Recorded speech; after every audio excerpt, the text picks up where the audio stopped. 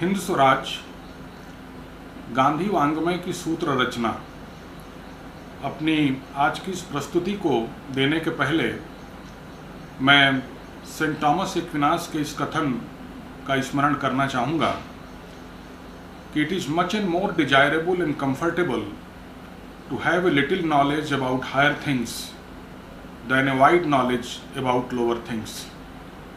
ये ज़्यादा आवश्यक और सुविधाजनक है कि हम उच्च स्तरीय चीज़ों के बारे में थोड़ा ही ज्ञान रखें, बजाय इसके कि तमाम घटिया चीज़ों के बारे में हमारे पास बहुत व्यापक जानकारी हो। मैं लखनऊ विश्वविद्यालय सहयुक्त महाविद्यालय शिक्षक संघ की महामंत्री डॉक्टर अंशु केडिया जी के इस स्तुत्य प्रयास की सराहना करता हूँ कि उन्होंने महात्मा गांधी के 150वीं जयंती वर्ष के अवसर पर अपनी बौद्धिक संवेदनशीलता दिखाते हुए गांधी जी के जीवन और उनके दर्शन के विभिन्न पक्षों के ऊपर एक व्याख्यान श्रृंखला आयोजित करने का संकल्प लिया है। सामान्यतः हम लोगों के शिक्षक संघों से जुड़े हुए जो लोग होते हैं उनके अंदर अब आजकल ऐसी बौद्धिक संवेदनशीलता देखने में नहीं आती, इसलिए अंशु जी विशेष रूप से आभार और धन्यवाद की पात्र हैं। सबसे पहले हम उस परिवेश की गवेषणा करने की चेष्टा करेंगे जिस परिवेश में हम हिंद स्वराज और गांधी के प्रश्न को आज रख रहे हैं।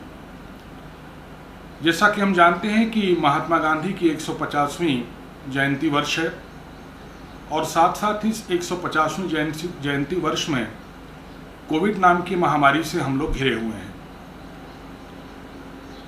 ये दोनों चीज़ें, महात्मा गांधी का 150वीं जयंती वर्ष और कोविड नाम की महामारी, ये एक दूसरे से कई अर्थों में जुड़े हुए भी हैं।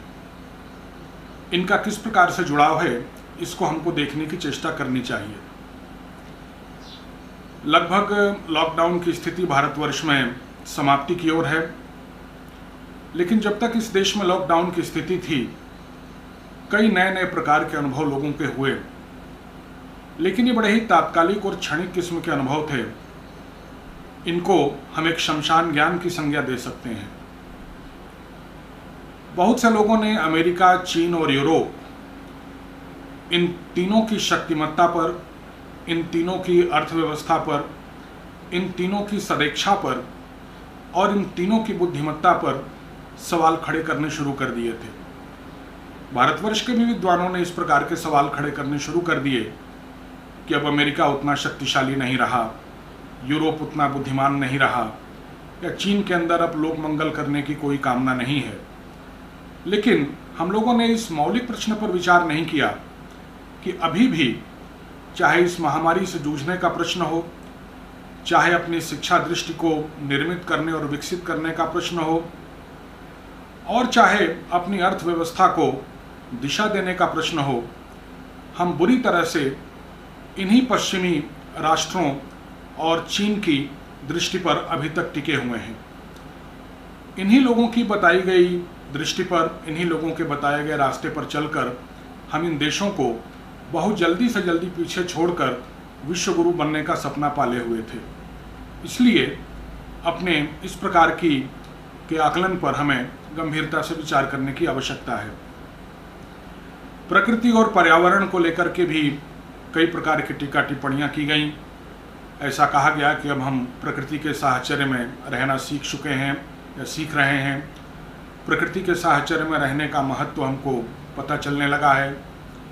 पर्यावरण को हमने स्वच्छ कर लिया है, लेकिन हमने शायद ये प्रयास नहीं किया कि प्रकृति और पर्यावरण का प्रश्न मनुष्य और प्रकृति के ईश्वर के साथ संबंध पर टिका हुआ प्रश्न है।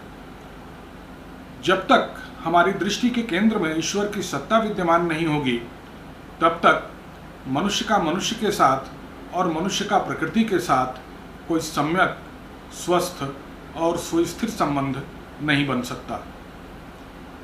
घर की व्यवस्था और महानगरों की संस्कृति को लेकर के भी प्रश्न उठाए जाने लगे। ये कहा जाने लगा कि अब हम लोगों ने घर में रहना सीख लिया है।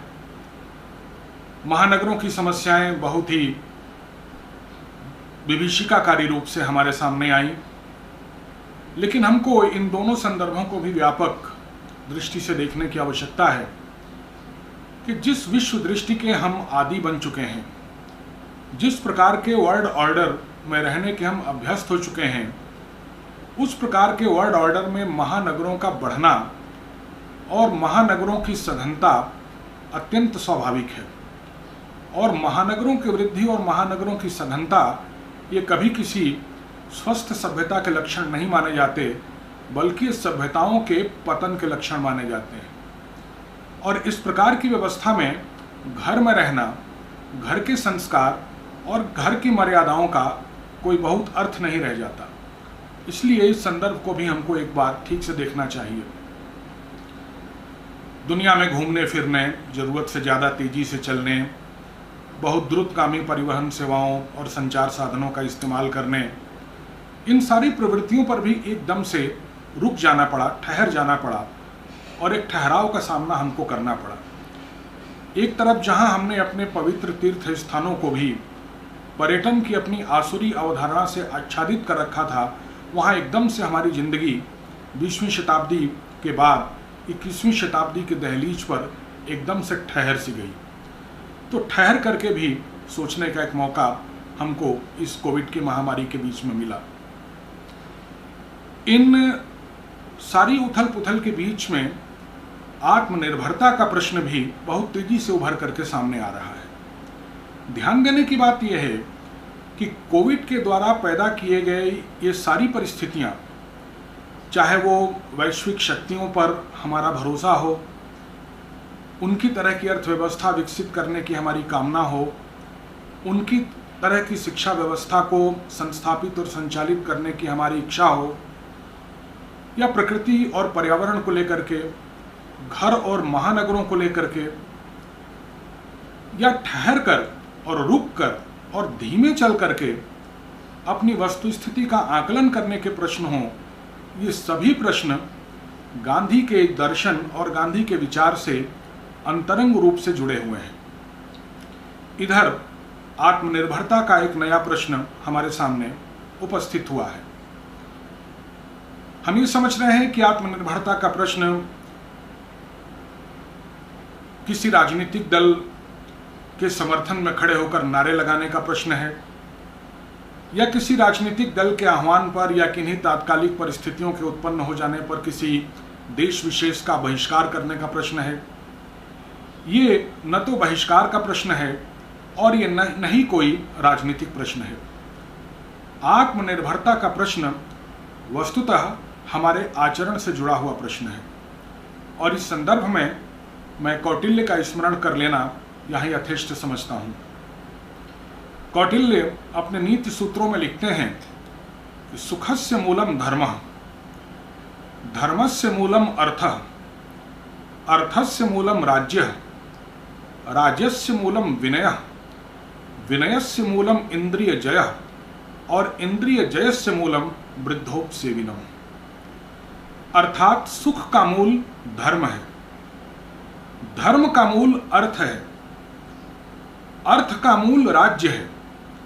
अर्थात राज्य की ये जिम्मेदारी है कि वो इस प्रकार की अर्थव्यवस्था सुनिश्चित करे जिससे राज्य के निवासी अपने धर्म का पालन कर सकें और उनको सम्यक अर्थों में सुख की प्राप्ति हो सके। ये सारी चीजें एक दूसरे के साथ अंतः संबंध है।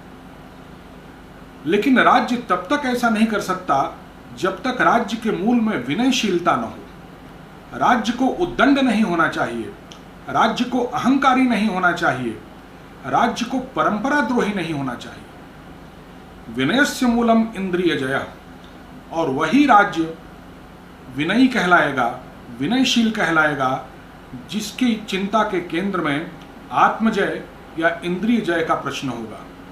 आनंद कुमार स्वामी ने इस प्रश्न को अपनी पुस्तक व्हाट इज सिविलाइजेशन में बहुत गंभीरता के साथ उठाया है। समूची भारतीय मनीषा और समूचे भारतीय वाङ्मय के केंद्र में ये आत्मजय और इंद्रिय जय का प्रश्न विद्यमान है। गांधी दर्शन भी इंद्रिय जय और आत्मजय के प्रश्न को बहुत ही गंभीरता के साथ और बहुत ही विस्तार के साथ इंट्रोड्यूस करता है, उसे एड्रेस करता है। लेकिन इंद्रिय जयस्य मूलम वृद्धोपसेविनम, ये इंद्रिय जय तभी संभव हो पाता है जब हम अपने वृद्धों या अपनी परंपरा के द्वारा सुनिश्चित किए गए अनुशासन का ठीक प्रकार से पालन करें।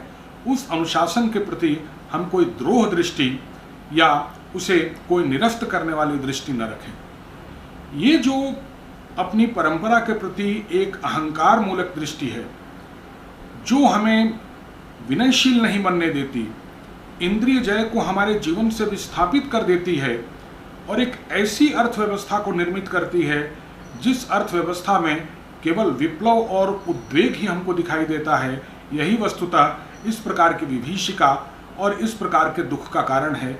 इस बात को हमें कौटिल्य के इस नीति वाक्य की सहायता से ठीक प्रकार से समझ लेना चाहिए। इसलिए आत्मनिर्भरता का भी प्रश्न इस कोविड के दौरान जो पैदा हुआ है, उसके संदर्भ को भी हमें ठीक प्रकार से समझने की चेष्टा करनी चाहिए। न तो ये कोई राजनीतिक प्रश्न है और न ही ये कोई अंतर्राष्ट्रीय प्रश्न है। यह वस्तुतः किसी राष्ट्र की अस्मिता से जुड़ा हुआ, उसके आचरण से, उसके सदाचार से जुड़ा हुआ प्रश्न है, जिसके मूल में संयम का गुण है, संयम का तत्व है। तो ये जो कुछ प्रश्न हमारे सामने उभर करके इस कोविड की महामारी के दौरान आ रहे हैं, इन प्रश्नों का भी तारतम्य आप देखिए एक ऐसा संयोग है कि उन महात्मा गांधी से है जिन महात्मा गांधी की 150वीं जयंती का वर्ष भी वही वर्ष है जो इस कोविड महामारी का वर्ष है। इस बीच में ऐसी परिस्थितियां हमारे सामने आई कि हमने अपने नए नए नायकों का भी निर्धारण शुरू कर दिया। कभी सिनेमा के एक्टर और एक्ट्रेसेस, क्रिकेट के खिलाड़ी, फुटबॉलर्स, कार रेसिंग करने वाले लोग, इस प्रकार के लोग हमारे नौजवानों के सितारे होते थे।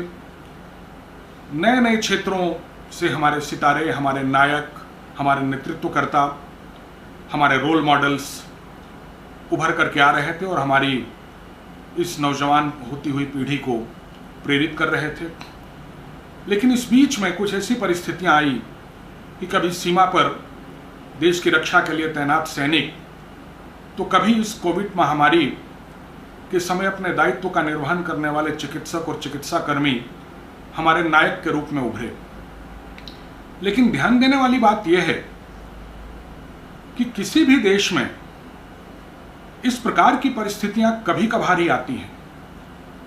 किसी भी देश का वास्तविक चरित्र शांत काल में सतत रूप से जो उसके दायित्व हैं, उन दायित्वों का उस देश के नागरिक अपनी कितनी ईमानदारी, योग्यता और निष्ठा के साथ निर्वहन करते हैं, उससे उस देश का नायकत्व और उसके नायकत्व का चरित्र तय होता है। ये आपातकालीन परिस्थितियों के आधार पर अगर हम अपने नायकों का रोज रोज चुनाव करने लगें, रोज रोज बदलने लगें, फिर परिस्थितियां सामान्य होने पर उन्हीं क्रिकेटर्स को, उन्हीं फिल्म एक्ट्रेसेस को या एक्टर्स को अपने नायक मानने लगें, तो ये तो एक बहुत ही बीमार सभ्यता के लक्षण है, एक बहुत ही रुग्ण होती जा रही, आत्मविस्मृत होती जा रही सभ्यता के लक्षण है। दूसरा, एक नई टेंडेंसी, एक नई प्रवृत्ति इधर देखने में आ रही है कि हम लोग हमेशा युद्ध की भाषा में बात करने लगे हैं। हम अभियान चलाते हैं, किसी चीज के प्रति रणनीति तय करते हैं, हम किसी को योद्धा घोषित कर देते हैं, किसी को हम सैनिक बता देते हैं, कभी हम विजय की बात करते हैं, कभी हम हार की बात करते हैं, कभी हम जीत की बात करते हैं। ये हमेशा सैनिकों की शब्दावली में बात करना, वो चाहे शिक्षा के प्रश्न हो, वो चाहे स्वास्थ्य के प्रश्न हो, या वो चाहे हमारी देश की सीमाओं की रक्षा के प्रश्न हो, हमेशा यदि हम सैनिकों की भाषा में बात कर रहे हैं, आक्रामक शब्दावली का इस्तेमाल कर रहे हैं, तो ये भी अंदर से एक बहुत ही अशांत और बहुत ही अस्थिर सभ्यता के लक्षण है। ऐसे संकट के समय हमें अपनी सभ्यता की जो मूल तासीर है, उसका जो स्थायी भाव है, उसका जो आंतरिक रस प्रवाह है, उसकी ठीक प्रकार से शांतचित्त होकर के गवेषणा कर लेनी चाहिए। ये कुछ बड़े प्रश्न हैं जो प्रश्न उस वातावरण में या उस परिवेश में पैदा हुए जिस परिवेश में आज हम महात्मा गांधी की 150वीं जयंती के अवसर पर उनकी सूत्र रचना हिंद स्वराज पर विचार करने बैठे हैं। कुल मिलाकर ऐसा लगता है कि अभी तक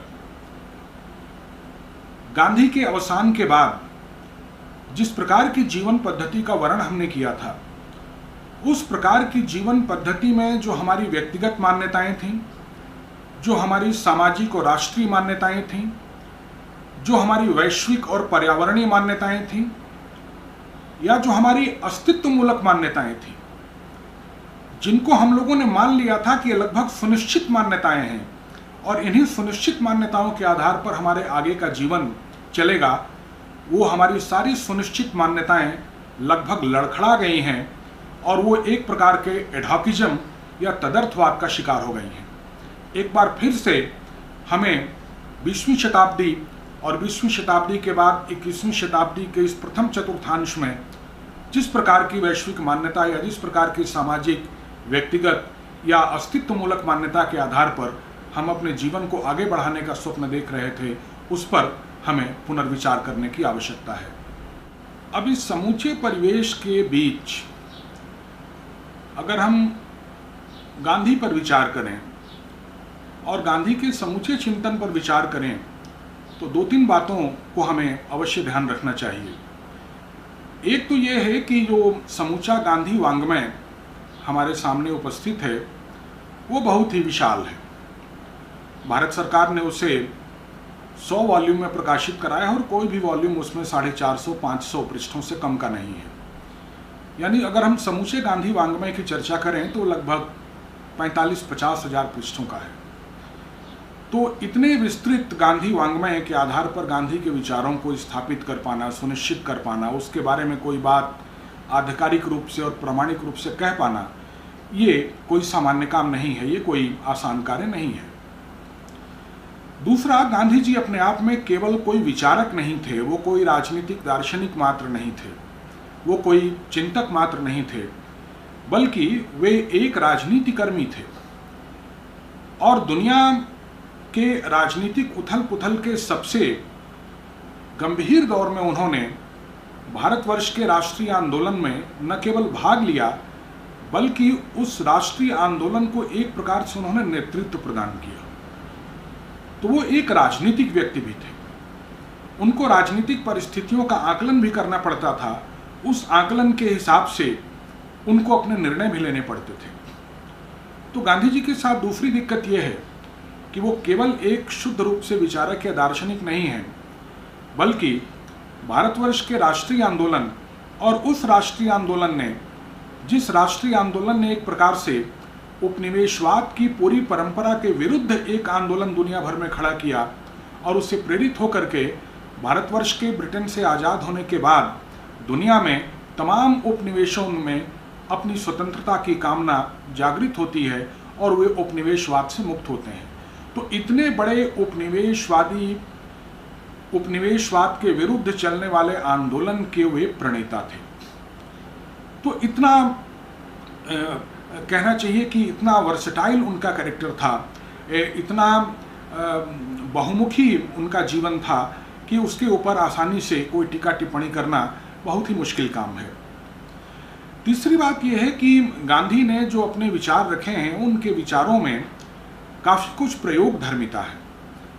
गांधी जी की अपनी जो आत्मकथा है उसका नाम ही है एक्सपेरिमेंट्स विद ट्रुथ, सत्य के साथ मेरे प्रयोग।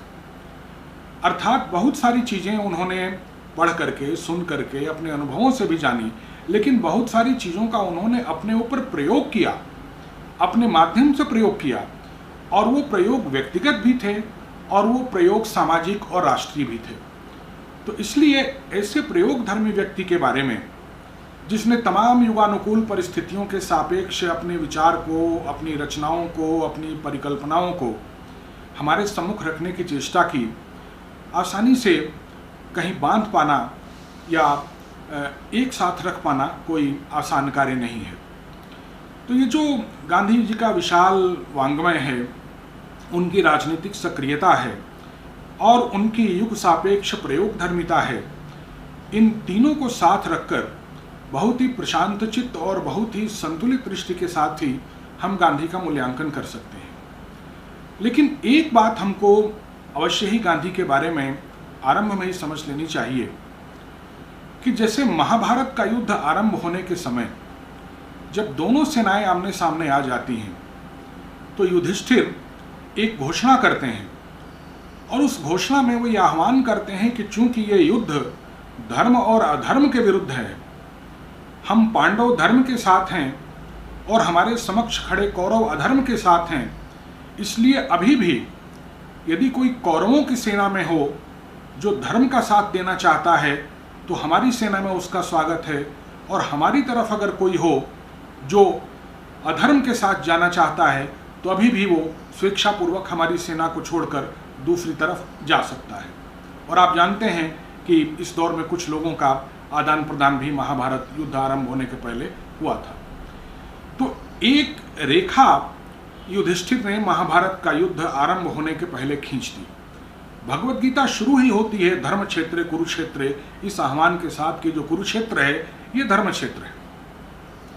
ये इस युद्ध क्षेत्र की प्रामाणिकता धर्म के आधार पर पहले तय हो गई। उसी तरीके से आपको गांधी दर्शन और गांधी वांग्मय की प्रामाणिकता को धर्म के आधार पर पहले तय कर लेना पड़ेगा।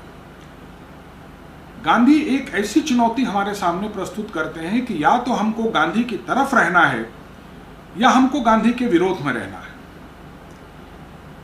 या तो हमको गांधी के पक्ष में, न्याय के पक्ष में, धर्म के पक्ष में रहना है, या फिर हमको गांधी के विरोध में, अन्याय के, हिंसा के पक्ष में रहना है।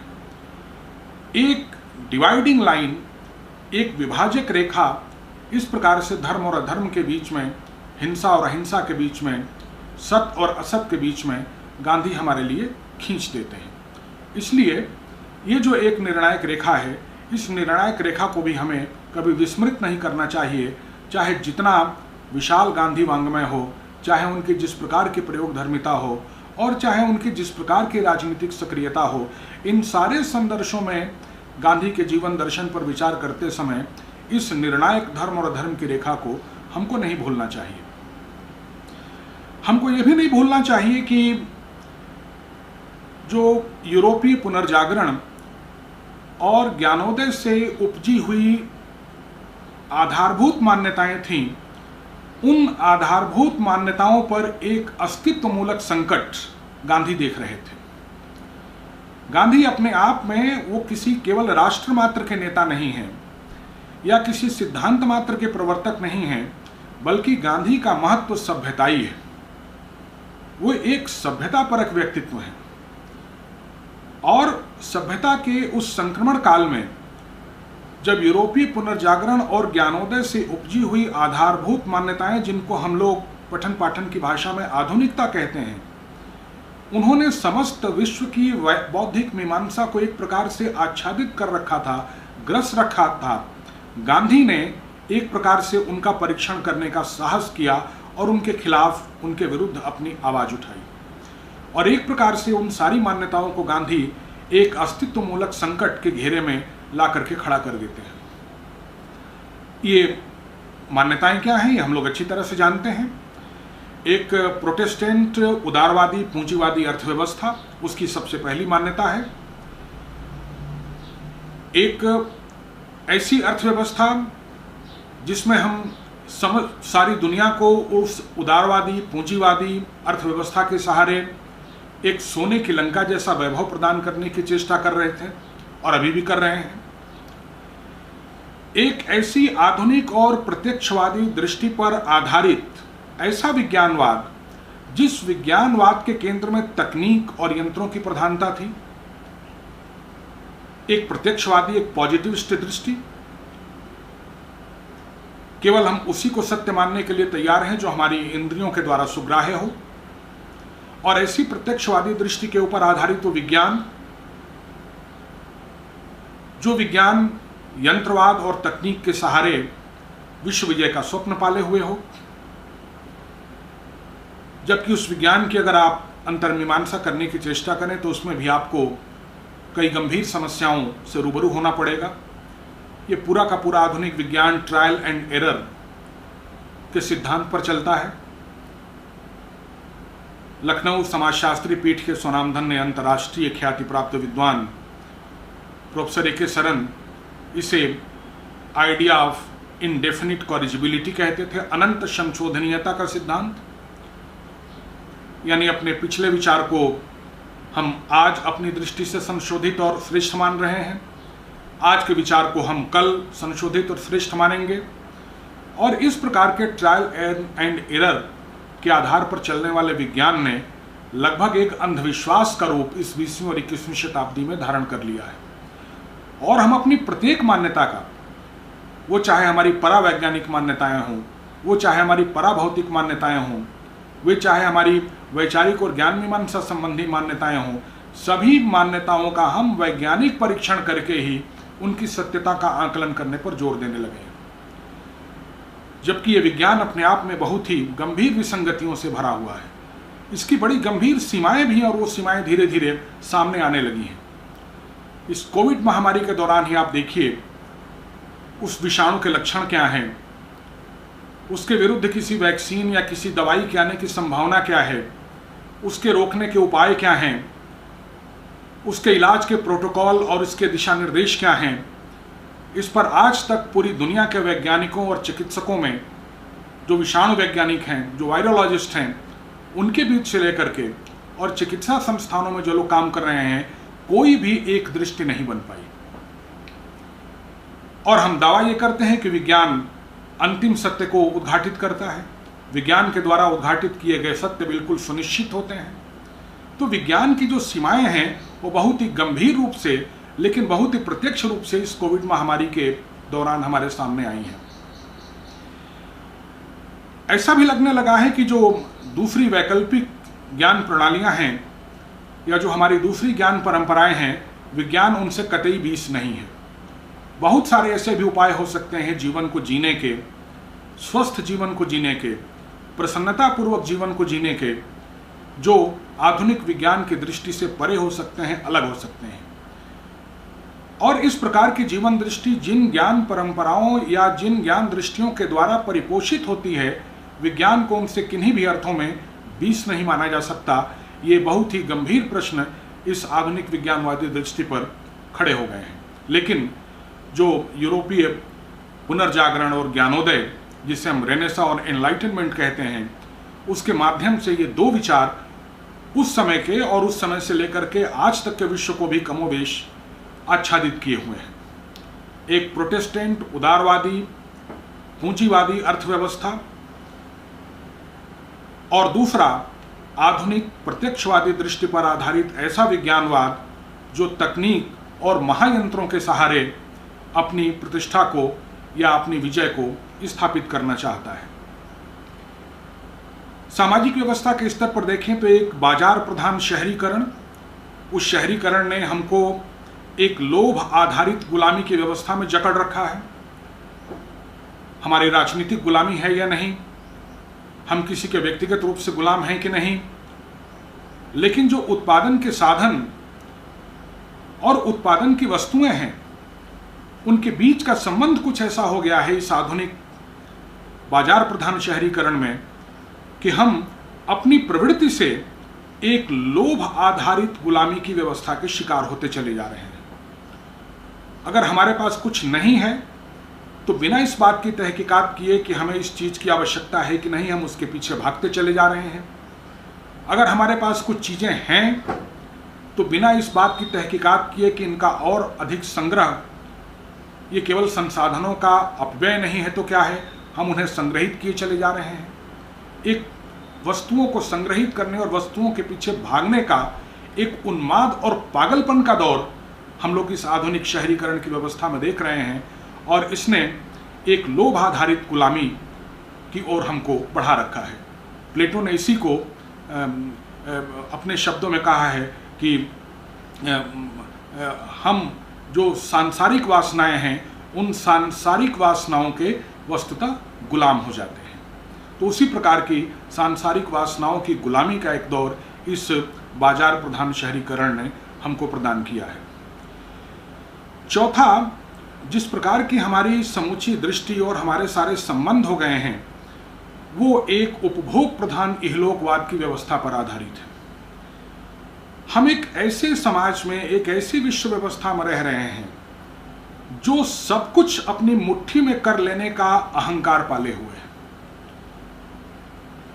आधुनिकता जिसे कहा जाता है, और आधुनिक होने के लिए हम जितना प्रयत्नशील और जितने व्यग्र और बेचैन हैं, उस आधुनिकता का ये प्रमुख लक्षण है कि वो अपनी ताकत से बिना किसी दैवी या बिना किसी तात्विक हस्तक्षेप के, केवल अपनी ताकत के आधार पर समूची दुनिया को या विश्व की समूची परिस्थितियों को, सारी कंडीशंस को वो अपनी मुट्ठी में कर लेने का अहंकार पाले हुए है, उसका दावा करती है। और इसका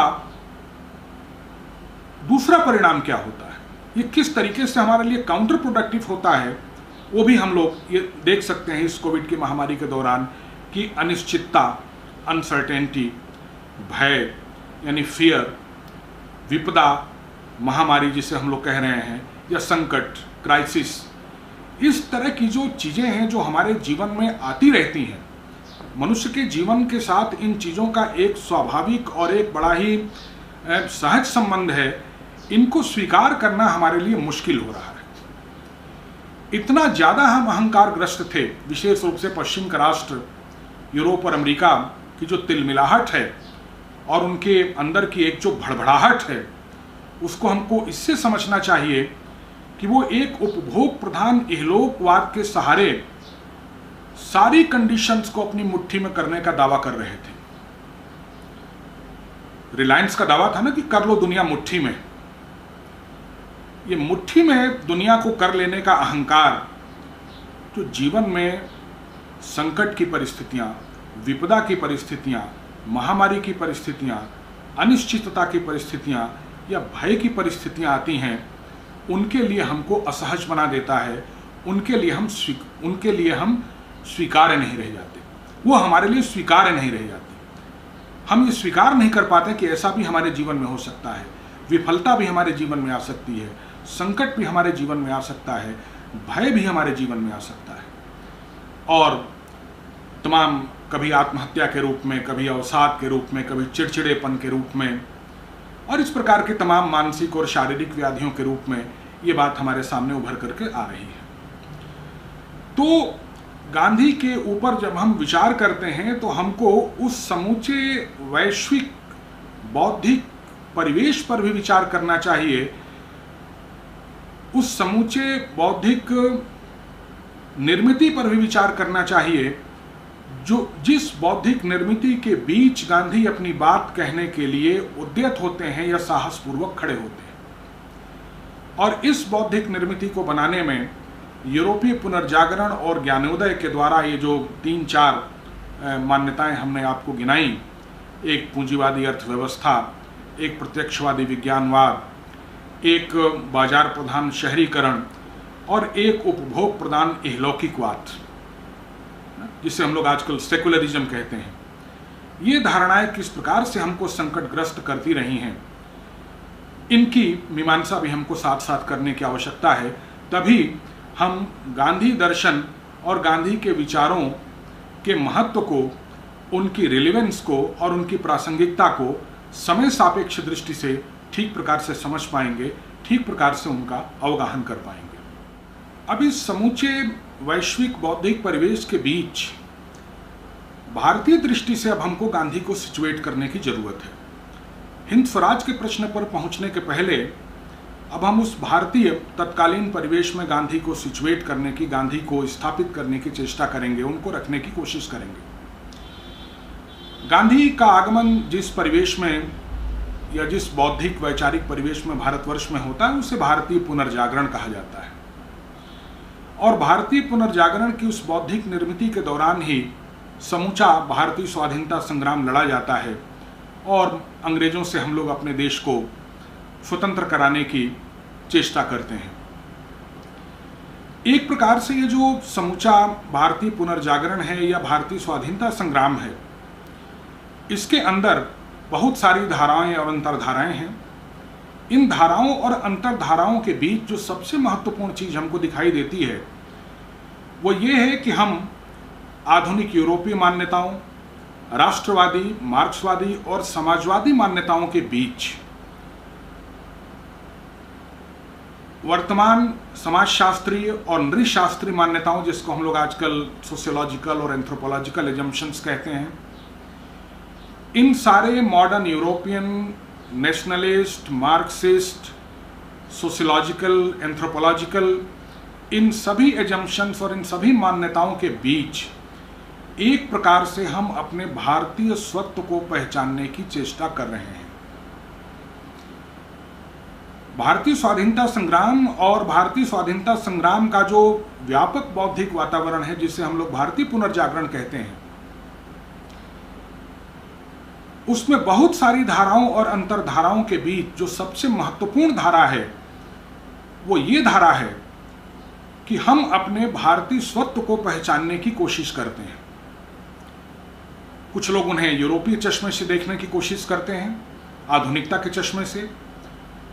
कुछ लोग उसी आधुनिकता के माध्यम से बौद्धिक विमर्श को जो दिशा प्राप्त हुई समाजशास्त्रीय, मार्गशास्त्रीय, नृशास्त्रीय विचारधाराएं, उनके माध्यम से समझने की कोशिश करते हैं।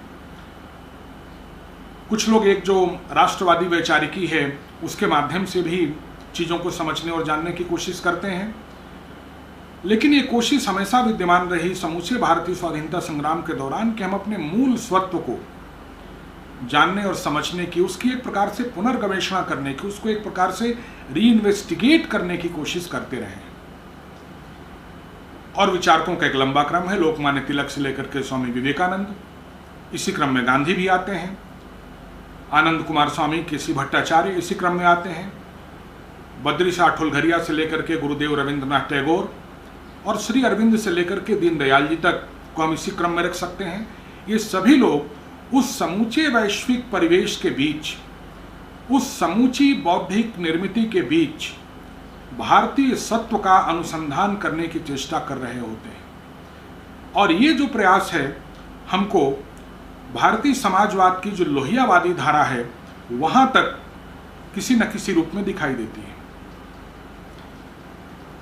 गांधी का जहां तक प्रश्न है, गांधी ये मानते हैं कि जो भारतीय जीवन दृष्टि का मूल आग्रह है वो मूल आग्रह ईश्वर, मनुष्य और प्रकृति की त्रिपुटी पर टिका हुआ है। ईश्वर, मनुष्य और प्रकृति की इस त्रिपुटी के बीच एक नियामक संतुलन है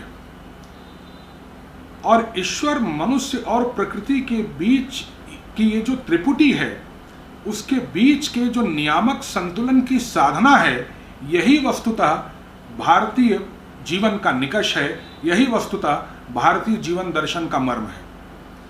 इन तीनों सत्ताओं के बीच एक संतुलन की साधना ही भारतीय जीवन की साधना है।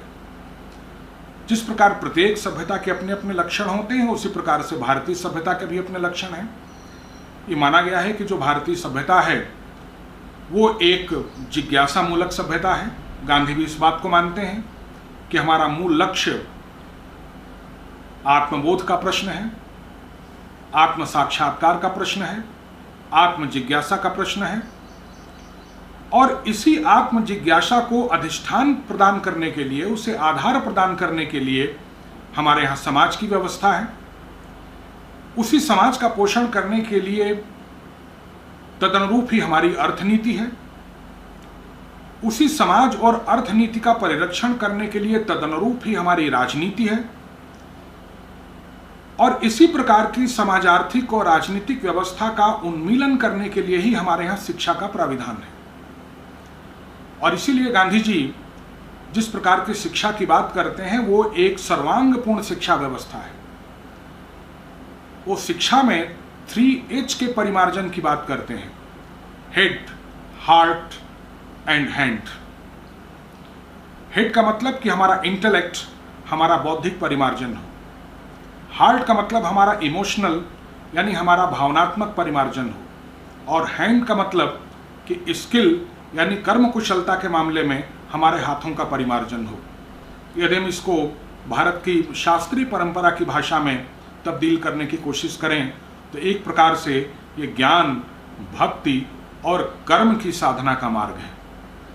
कितनी आसानी से, कितने सरल शब्दों में पूरी भारतीय परंपरा का अनुवाद अपने शिक्षा के विचार में गांधी कर देते हैं।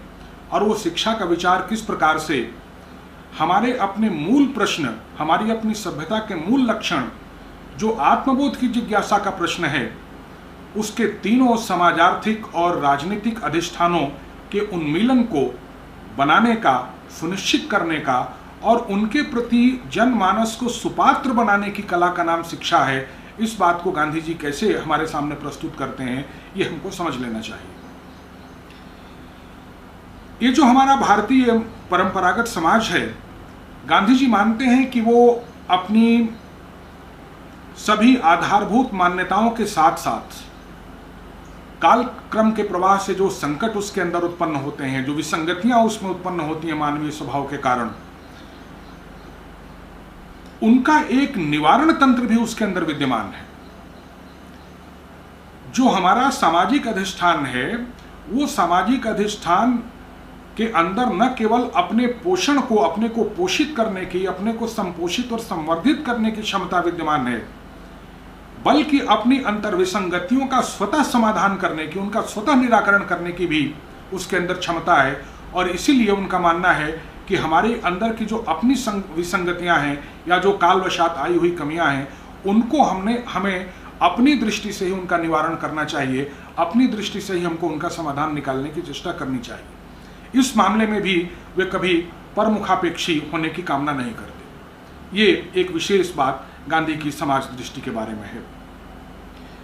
जिस परंपरागत अर्थ दृष्टि की वो बात करते हैं, स्वाभाविक रूप से वो अर्थ दृष्टि एंटी मॉडर्न है या गैर आधुनिक है, वो आधुनिकता विरोधी है।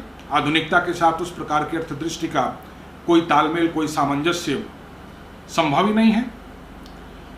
गांधी जी तो ये मानते हैं कि आधुनिकता और हिंसा ये दोनों साथ साथ चलने वाली प्रवृत्तियां हैं। परंपरा में तो हिंसा या वॉर या विपदा एक्सीडेंटल है, तात्कालिक है, कभी किसी कारणवश पैदा हो जाती है। लेकिन आधुनिकता के साथ हिंसा का साहचर्य ये उसका अनिवार्य लक्षण है। हिंसा या वायलेंस या विपदा या संकट ये आधुनिकता में, मॉडर्निटी में इम्प्लिसिट है। आधुनिक विचार दृष्टि और उस विचार दृष्टि के आधार पर चलने वाली हमारी कोई भी व्यवस्था होगी, सामाजिक, आर्थिक, राजनीतिक, शैक्षिक, वो अनवरत रूप से संकटग्रस्त ही होगी। उसका कारण यह है कि संकट या वायलेंस या वायलेशन या अधर्म या अन्याय, आप जो कुछ भी शब्द इसके लिए इस्तेमाल करना चाहें, ये आधुनिकता या मॉडर्निटी के अंतर्भूत लक्षण है। इनको साथ साथ लेकर के ही आधुनिकता चलती है। और इसीलिए गांधी जी ये मानते थे कि अंग्रेजों के द्वारा भारतवर्ष को उपनिवेश बनाना ये केवल भारतवर्ष की सभ्यता और संस्कृति के लिए ही अशुभ नहीं है, बल्कि ब्रिटेन की भी सभ्यता और संस्कृति के लिए इसके परिणाम घातक ही होंगे, अशुभ ही होंगे। इसके कारण उनके अंदर भी एक हिंसा का और एक लोभ का वातावरण जन्म लेगा, जो उनकी भी जो उच्च स्तरीय सांस्कृतिक मान्यताएं थीं, उन मान्यताओं का अंततः क्षरण ही करेगा। तो इस दृष्टि से गांधी की जो हिंसा की दृष्टि है, वो हिंसा की दृष्टि बहुत ही व्यापक है। और एक अर्थ में तो हम ये कह सकते हैं कि हिंसा और अहिंसा के भेद को हम अगर भारतीय दृष्टि से कहना चाहें तो वो धर्म और अधर्म का भेद है, जो गांधी हिंसा और अहिंसा के शब्दों से व्यक्त करते हैं। यानी जो कुछ भी धर्ममय है वो सब कुछ अहिंसक है, और जहां पर भी धर्म का तिरस्कार है वो वस्तुतः हिंसा है। और आधुनिकता की तो सारी स्थापना ही धर्म के तिरस्कार और धर्म के उच्छेद पर आधारित है। इसलिए आधुनिकता, अन्याय और हिंसा ये सभी सहचरी हैं, साथ साथ चलने वाली प्रवृत्तियां हैं। इन्हीं आर्थिक प्रश्नों और आर्थिक व्यवस्था की समीक्षा करते करते गांधी जो मॉडर्न मेडिसिनल सिस्टम है और जो मॉडर्न जुडिशियल सिस्टम है, जिसे डॉक्टरों और वकीलों की व्यवस्था कहा जाता है, उसकी भी बहुत ही कड़े शब्दों में आलोचना करते हैं। और गांधी ये मानते हैं कि ये कुछ इस प्रकार की व्यवस्थाएं हैं जो अनसस्टेनेबल डिमांड्स और सर्विसेज पर टिकी हुई हैं। वैसे तो जो सारी आधुनिक इकोनॉमी है, जो मॉडर्न इकोनॉमी है, उसका सबसे गंभीर संकट यही है कि वो अनसस्टेनेबल डिमांड्स और सर्विसेज पर टिकी हुई हैं। ऐसी मांगों और ऐसी सेवाओं पर टिकी हुई हैं जो गैर पोषणीय है, जिनका पोषण और जिनका संवर्धन हो ही नहीं सकता, वो अनसस्टेनेबल है। अब आजकल हम लोग वर्चुअल रियलिटी कहते हैं।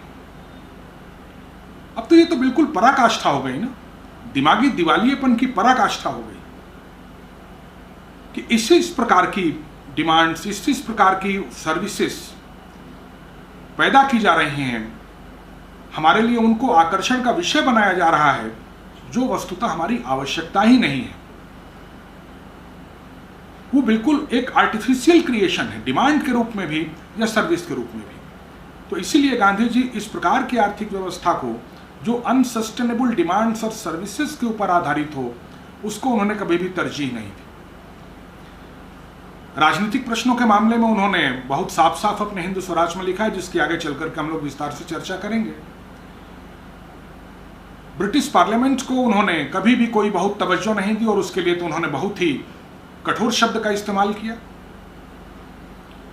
ब्रिटिश पार्लियामेंट के लिए तो उन्होंने वेश्या शब्द का इस्तेमाल किया और उन्होंने कहा कि जिसके पास शक्ति होती है उसके साथ संसद होती है,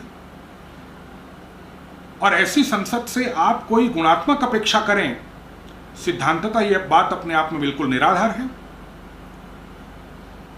जिस प्रकार का लीगल सिस्टम वहां से आ रहा था, जिस प्रकार का न्याय की व्यवस्था वहां से आ रही थी, और जिसका हम लोग अपने सिस्टम में भी अनुमोदन कर रहे थे, और उसी प्रकार का सिस्टम अंततः हम लोगों ने अख्तियार किया, गांधी जी को इस प्रकार की न्याय की व्यवस्था पर, उसकी शुचिता पर, उसकी सामर्थ्य पर और उसकी उपादेयता पर भी गंभीर संदेह था। तो इस तरीके से वो जो समूचा बौद्धिक परिवेश निर्मित हो रहा था, उस बौद्धिक परिवेश के बीच जो भारतीय विचार दृष्टि है, उस भारतीय विचार दृष्टि को समझते हुए जो भी सामाजिक, राजनीतिक या आर्थिक मान्यताएं हमको पश्चिम से प्राप्त हो रही थी, उनके सापेक्ष हमारे भारतीय विकल्प क्या हैं, उन भारतीय विकल्पों के प्रति बहुत ही दृढ़ आग्रह गांधी जी ने हमारे सामने प्रस्तुत किया। ये विचार करने की बात है कि देश की लोकसभा, राज्यसभा और सारी विधानसभाओं के 5-7 हजार सदस्यों ने 1.5 अरब की आबादी वाले देश को पेशेवर सत्ताधीशों के लेन देन का एक अखाड़ा बना रखा है। इनकी संख्या 5-7 हजार से तो ज्यादा है नहीं, जो हमारी लोकसभा, राज्यसभा और सारी विधानसभाओं के सदस्य हैं। 1.5 अरब की आबादी का देश है, और इन सभी लोगों ने अपने सत्ता प्रतिष्ठानों को अपने लेन देन का अखाड़ा बना रखा है, और हमसे बार बार यह कहलवाया जा रहा है कि यह लोकतंत्र ही सर्वश्रेष्ठ पद्धति है। कभी भी गांधी जी के विचारों का यह लोकतंत्र रहा ही नहीं। गांधी जी लोकतंत्र के उस प्राचीन विधान पर विश्वास करते थे जहां पर लोक का तात्पर्य धर्म के प्रकाश से आलोकित जन से है। वो जन उनके लिए प्रिय था जो अपने राष्ट्र की चिति और अपने विराट से प्रकाशवान हो। जिस जन के अंदर अपने राष्ट्र की चिति और अपने राष्ट्र के विराट की संचेतना न हो, वो एक भीड़ है, वो एक मॉब है,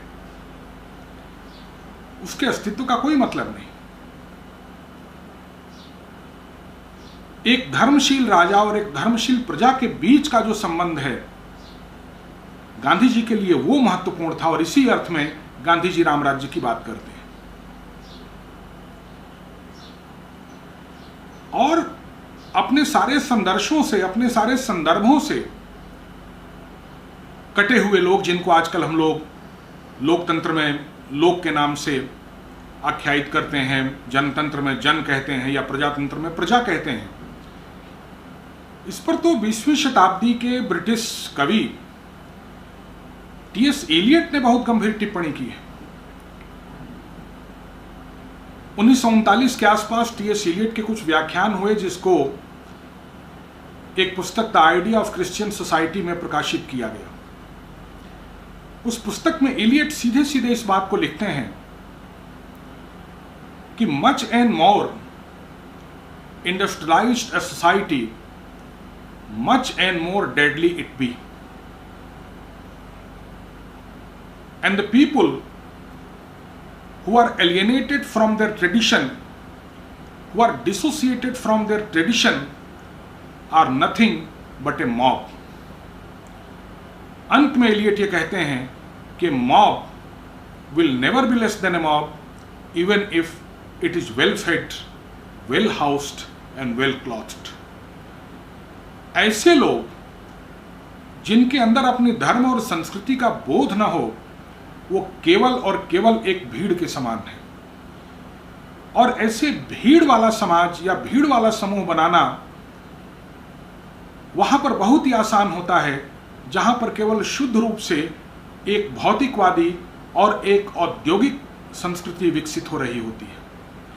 एलियट कहते हैं कि ये जो भीड़ है वो किसी भी अर्थ में एक भीड़ से उच्चतर नहीं है, भले ही उसका खान पान, उसका रहन सहन और उसका अनुशासन कितना भी श्रेष्ठ कोटि का क्यों न हो, यदि वो अपने संस्कृति और अपनी सभ्यता के मूल तत्वों से आच्छादित नहीं है, उन संदर्शों को पहचानती नहीं है, वो सारे संदर्भ उसके अंतर्भूत नहीं है, तो केवल एक भीड़ है।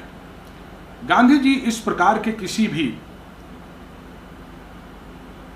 अपने चरित्र से कटे हुए, अपनी मूल विशेषताओं से च्युत जन समाज को लोक मानने को कभी तैयार नहीं थे। और इसीलिए उन्होंने जब अपने राजनीतिक प्रश्नों को सामने रखा और अपने राजनीतिक कर्मियों की क्वालिटी या उनकी योग्यता को तय करने का प्रश्न उनके सामने आया, तो उन्होंने कहा कि राजनीति का कर्म केवल सत्याग्रहियों के लिए है।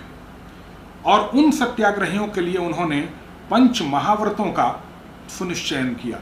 ये पंच महाव्रत वही हैं जिनको भारतीय परंपरा में सत्य, अहिंसा, अस्तेय, अपरिग्रह और ब्रह्मचर्य कहा गया। एक प्रकार से वो अपने धर्म के तत्व से अपने राजनीति कर्मियों को अनुप्राणित करने की चेष्टा कर रहे थे, और तभी वो मानते थे कि उनके अंदर वो पात्रता आएगी कि वो देश को एक राजनीतिक नेतृत्व दे पाएंगे और देश की जो मूल आत्मा है उस मूल आत्मा का स्पर्श कर पाएंगे।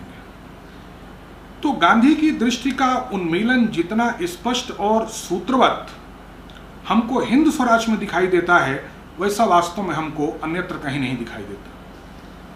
गांधी जिस विचार को लेकर के आगे बढ़ते हैं, जीवन भर उस विचार पर अडिग और अविचल बने रहते हैं, उसकी बहुत ही फोकस्ड और बहुत ही सटीक रचना हिंद स्वराज है। और इस संदर्भ में हम गांधी के हिंद स्वराज की रचना कार्ल मार्क्स के कम्युनिस्ट मैनिफेस्टो से कर सकते हैं। अगर आप कम्युनिस्ट मैनिफेस्टो को भी पढ़ें तो मार्क्स की विचार पद्धति क्या है, उसकी योजना क्या है, उसकी दृष्टि क्या है, बहुत ही संक्षेप में और बहुत ही फोकस्ड तरीके से वो सारी बात आपके सामने आ जाती है, जो आगे चल करके उसके अन्य ग्रंथों में विस्तार प्राप्त करती है। उसी प्रकार से यदि आप समूचे गांधी वाङ्मय की सूत्र रचना देखना चाहें तो आपको और हमें हिंद स्वराज का अवलोकन करना पड़ेगा। इस मामले में हिंद स्वराज हमारे लिए गांधी वाङ्मय की सूत्र रचना है। अब हम लोग हिंद स्वराज की रचना प्रक्रिया क्या रही, हिंद स्वराज की विषय वस्तु क्या रही और हिंद स्वराज का महत्व क्या रहा, तथा हिंद स्वराज को देखने की आज कौन कौन सी दृष्टियां उत्पन्न हो रही हैं, उन दृष्टियों की अपनी समस्याएं क्या हैं, इन पर आगे विचार करने की चेष्टा करेंगे। जहां तक गांधी के हिंद स्वराज का प्रश्न है, हिंद स्वराज को समझने की कुछ अपरिहार्यताएं हैं, कुछ प्रीरिक्विजिट कंडीशंस हैं, और ये लगभग स्थापित ही है कि हिंद स्वराज जो विशद गांधी वाङ्मय है उसकी सूत्र रचना है। गांधी इतिहास पुरुष के रूप में जो कुछ कहते रहे और जैसा जीवन में जीते रहे, हिंद स्वराज एक प्रकार से उस विचार और आचार की एकता पर आधारित जीवन का प्रतिनिधि शास्त्र है। हम हिंद स्वराज को गांधी का प्रतिनिधि शास्त्र भी कह सकते हैं। हम सबसे पहले हिंद स्वराज की अवस्थिति को स्पष्ट करने की कोशिश करेंगे। ये एक ऐसी रचना है जो आधुनिक जन को तिलमिला करके रख देती है और इसलिए उसकी स्थापनाओं के विरुद्ध आक्षेप और प्रतिक्रिया होना भी स्वाभाविक है। उन आक्षेपों और प्रतिक्रियाओं की मीमांसा करने का भी यत्न हम आगे चल करके करने की कोशिश करेंगे। सर्वप्रथम हम हिंद स्वराज की प्रस्थिति का प्रकरण लेते हैं। हिंद स्वराज के बारे में जैसा कि कांति शाह ने लिखा है कि इसे एक हिलते दुलते जहाज पर लिखा गया। गांधी उस समय इंग्लैंड से साउथ अफ्रीका की अपनी यात्रा पर थे और किल्डोनेन कैसल नामक एक जहाज पर 10 दिन में उन्होंने इस रचना को गुजराती भाषा में लिख दिया था। बाद में स्वयं उन्होंने इसका अंग्रेजी अनुवाद किया। तो ये रचना उनकी एक हिलते दुलते जहाज पर लिखी गई। लेकिन कांति शाह कहते हैं अपनी पुस्तक में कि उनके विचार बिल्कुल भी हिलते दुलते नजर नहीं आते, बल्कि उनके विचारों में तो समंदर की गहराई प्रतीत होती है। ये गांधी के हिंद स्वराज के ऊपर कांति शाह की बड़ी ही विलक्षण प्रतिक्रिया है। ऐसा प्रतीत होता है कि गांधी आधुनिक सभ्यता की विसंगतियों के प्रति इतने उद्विग्न थे और इस सभ्यता की बुनियाद पर खड़े पाश्चात्य आत्मश्रेष्ठता के विचार के प्रति इतने गहरे सात्विक क्रोध से भरे हुए थे कि उन्होंने एक ही झटके में इसकी सारी बुनियाद को हिलाकर रख दिया। वे अपने को एक क्षण के लिए भी रोक नहीं पा रहे थे। और एंथनी परेल ने तो लिखा भी है कि जब गांधी का दायां हाथ थक जाता था तो वो बाएं हाथ से लिखने लगते थे। यह एक प्रकार की प्रसव वेदना थी जिसका परिणाम हिंद स्वराज के रूप में हमारे सामने आया।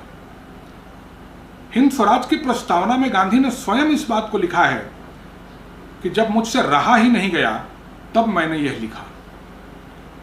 तो इसलिए गांधी ने हिंद स्वराज की रचना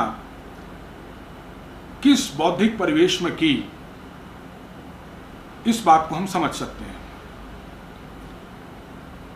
इसके उपरांत यदि हम हिंद स्वराज की शैली पर विचार करें तो यह पुस्तक बहुत ही छोटी पुस्तक है, लेकिन यह परंपरागत संवाद शैली में लिखी गई पुस्तक है। प्राचीन धर्म ग्रंथों अथवा प्लेटो के संवादों की शैली में लिखी गई इस रचना में गांधी जो प्रश्न करता है उसको सर्वप्रथम अर्जुन के विषाद योग वाली स्थिति में पहुंचा देते हैं कि सबसे पहले वो अपने प्रश्नों और अपने संकटों से ठीक प्रकार से जुड़ जाए, उनको समझ ले और तत्पश्चात वे उस प्रकरण का निस्तारण करते हैं। एक एक प्रश्न और एक एक प्रकरण को उठा करके वो आगे बढ़ते हैं इस किताब में। यही भगवत गीता की भी शैली है और आप जानते हैं कि यही प्लेटो की रिपब्लिक की भी शैली है। वहाँ भी सुकरात तत्कालीन यूनानी समाज में विभिन्न विषयों को लेकर के जो मतांतर व्याप्त थे उनके प्रतिनिधियों के साथ वार्ता करते हैं और उनको किंग कर्तव्य विमूढ़ता की स्थिति पर पहुंचाकर और तब उस प्रकरण का वो समाहार करने की और उस पर अपना निर्णय या अपना मत व्यक्त करने की चेष्टा करते हैं। बिल्कुल इसी प्रकार की शैली जो प्लेटो की रिपब्लिक की संवाद शैली है या हमारे प्राचीन धर्म ग्रंथों की संवाद शैली है। हम रामायण में, महाभारत में, श्रीमद् भागवत में जो संवाद शैली देखते हैं उसी संवाद शैली का प्रयोग गांधी ने भी अपने हिंद स्वराज में किया है और एक एक प्रकरण और एक एक विषय को उठाते हुए अपने प्रश्नकर्ता की आपत्तियों को पहले सम्मुख लाते हुए और तब उनका वो निस्तारण करने की चेष्टा अपनी इस पुस्तक में करते हैं। आधुनिकता ने जिस विश्व दृष्टि का सृजन किया उसने गांधी की दृष्टि में मनुष्य को उसके जीवन के महत् प्रयोजन से ही विरत कर दिया। वो मानते हैं कि आधुनिकता ने मनुष्य के जीवन का जो प्रयोजन होना चाहिए उससे उसको अलग कर दिया, उससे उसको च्युत कर दिया, उससे उसको डिसोसिएट कर दिया। यह एक सार्थक जीवन दृष्टि को अर्थहीन बनाने का उपक्रम है। वो मानते हैं कि एक मीनिंगफुल लाइफ को, एक सार्थक जीवन को आधुनिकता ने मीनिंगलेस बना दिया, उसको अर्थहीन बना करके हमारे सामने रख दिया। ये आधुनिकता इस उपक्रम में मनुष्य, प्रकृति और ईश्वर की जो परंपरागत विश्व दृष्टि है उसकी संरचना को एक प्रकार से छिन्न भिन्न कर देती है। तो ईश्वर, मनुष्य और प्रकृति की त्रिपुटी की अभी हम लोगों ने बात की, जिसके संतुलन की साधना है भारतीय जीवन का विधान है, उस पूरी रिलेशनशिप को, उस पूरे संबंध को ये आधुनिकता एक प्रकार से क्षत विक्षत कर देती है, उसको छिन्न भिन्न कर देती है। इस समूचे प्रकल्प का परिणाम न केवल व्यक्ति के स्तर पर वरन संस्थागत स्तर पर भी जीवन का अर्थहीन हो जाना होता है। व्यक्ति और संस्थाएं दोनों का कोई अर्थ नहीं रह जाता, उनकी कोई मीनिंग या उनकी कोई सम्यक उपादेयता नहीं रह जाती। आधुनिकता जिन नवीन अर्थों को गढ़ने का दावा करती है, मात्र एक प्रतिबद्धतापूर्ण मीमांसा से वे अर्थ क्षत विक्षत हो जाते हैं। केवल कन्विक्शन के साथ उन अर्थों को एग्जामिन करने की आवश्यकता है, उनकी निरर्थकता को हमारे सामने रिवील होने में बहुत देर नहीं लगती। वे चाहे अर्थ स्वतंत्रता के हों, समानता के हों, या वे हों जो आधुनिक वैयक्तिक और सामुदायिक जीवन के निर्धारक कारक हैं। जो हमारा व्यक्तिगत और सामुदायिक जीवन है, जो हमारी इंडिविजुअल और कम्युनिटी लाइफ है, उसको जो निर्धारित करने वाले मूल्य आज माने जाते हैं, स्वतंत्रता और समानता, यदि इनके भी हम ठीक प्रकार से मीमांसा कर लें तो इनकी भी निरर्थकता को हमारे सामने प्रकट होने में बहुत देर नहीं लगती। अब यदि आधुनिक जीवन दृष्टि की तात्विक निरर्थकता का प्रश्न आपको व्यथित नहीं करता, तो जैसे कोई भी धर्म ग्रंथ आपके लिए निरर्थक है, वैसे ही हिंदू स्वराज भी आपके लिए प्रयोजनहीन है। प्रश्न यह है कि आधुनिक जीवन दृष्टि की निरर्थकता का यह जो प्रश्न है, जिसे आधुनिकता ने उत्पन्न किया है, यह आपको व्यथित करता है कि नहीं व्यथित करता है? अगर आपको व्यथित नहीं करता तो दूसरे धर्म ग्रंथों की तरह हिंदू स्वराज का भी आपके लिए कोई अर्थ नहीं, कोई उपादेयता नहीं, आपके लिए कोई प्रयोजन नहीं है। इसीलिए किसी भी अर्थपूर्ण रचना से जुड़ने के लिए उसमें उठाए गए प्रश्नों को अपने विषाद का या अपने कष्ट का विषय बनाना बहुत आवश्यक है। अब यदि आधुनिकता आपके लिए समस्यामूलक नहीं है तो हिंद स्वराज भी आपके किसी काम का नहीं है, और फिर आप भी हिंदू स्वराज के किसी काम के नहीं हैं। किंतु फिर प्रश्न यह है कि आधुनिकता की उपस्थित विसंगतियों के निस्तारण का यत्न भी आपको आधुनिकता के अंदर से ही करना पड़ेगा। स्पष्टतः आधुनिकता इसमें पूरी तरह विफल भी रही है। उत्तर आधुनिकता इसका प्रत्यक्ष प्रमाण है, और यही कारण है कि गांधी को इधर कुछ लोग उत्तर आधुनिक मानने लगे हैं। हालांकि गांधी की वैकल्पिक या जो उनकी परंपरागत विश्व दृष्टि है, उसमें उत्तर आधुनिकता की तरह आधुनिक प्रतिमानों को निरस्त तो किया गया है, किंतु उनकी विश्व दृष्टि उत्तर आधुनिकता की तरह वायवीय, एयरी या अस्पष्ट यानी एम्बिगुअस नहीं है। गांधी आधुनिकता के प्रतिमानों को निरस्त तो करते हैं, जैसा लक्षण हमें उत्तर आधुनिकता में भी दिखाई देता है, लेकिन जो गांधी के निष्कर्ष हैं वो उस तरीके से अस्पष्ट नहीं हैं जैसे हमको उत्तर आधुनिकता में दिखाई देते हैं। वे प्रकृति, मनुष्य और ईश्वर का जो त्रिस्तरीय संबंध है, उसकी ठोस आधारशिला को मानते हैं और उनके सारे विचार उस पर आधारित हैं, जिसके केंद्र में ईश्वर तथा ईश्वरी महत्व के विषय हैं, और परिधि की ओर क्रमशः मनुष्य और प्रकृति अपने अंतर संबंधों के विस्तृत फलक पर किंतु ईश्वरी डोर से बंधे हुए हैं। तो गांधी हमारे सामने कोई अस्पष्ट धारणा नहीं छोड़ते, बल्कि ईश्वर को केंद्र में रखते हुए और परिधि पर क्रमशः मनुष्य और प्रकृति को रखते हैं, जिसकी डोर ईश्वर के साथ बंधी हुई है। वो इस प्रकार की विश्व व्यवस्था भी हमारे सामने प्रस्तुत करते हैं, जिसे हम परंपरागत विश्व व्यवस्था का नाम देते हैं। तो वो न केवल आधुनिकता की मान्यताओं को निरस्त करते हैं, बल्कि वे हमारे सामने परंपरागत विश्व दृष्टि को सशक्त रूप में पुनर्प्रतिपादित भी करने की चेष्टा करते हैं। अब यदि हम अपनी आधुनिक जीवन शैली पर विचार करें तो ये देखने में आता है कि यदि गंतव्य हमारा अनिश्चित या संदिग्ध हो तो गति अथवा द्रुत गति का क्या औचित्य है या इसकी क्या उपादेयता है। सामान्यतः यह प्रश्न आधुनिक मनुष्य के द्वारा उपेक्षित ही कर दिया जाता है। यह आश्चर्यकारक भी नहीं होना चाहिए, क्योंकि आधुनिक सभ्यता के लिए पुरुषार्थ के सीमित आयाम हैं। बुद्धि व दृष्टि की स्थूलता से जीवन और जगत का दायरा बहुत ही संकीर्ण हो गया है। चिंतन के लोकतंत्रीकरण से उपजी सापेक्षावाद की तानाशाही, जिसे हम लोग डिक्टेटरशिप ऑफ रिलेटिविज्म कहते हैं, कि सब कुछ सापेक्षिक है, इसने मतांतरों की एक झड़ी हमारे सामने लगा दी है। लेकिन सत और शुभ का प्रवेश हमारे जीवन में लगभग प्रतिबंधित हो गया है। महात्मा गांधी का हिंद स्वराज हमें इस बौद्धिक और नैतिक बियावान में मार्ग दिखाता है, क्योंकि वह व्यक्ति को सृष्टि का मापदंड नहीं मानता, बुद्धि को मनुष्य का मापदंड नहीं मानता और बुद्धि को सत असत या धर्म अधर्म का भी मापदंड नहीं मानता।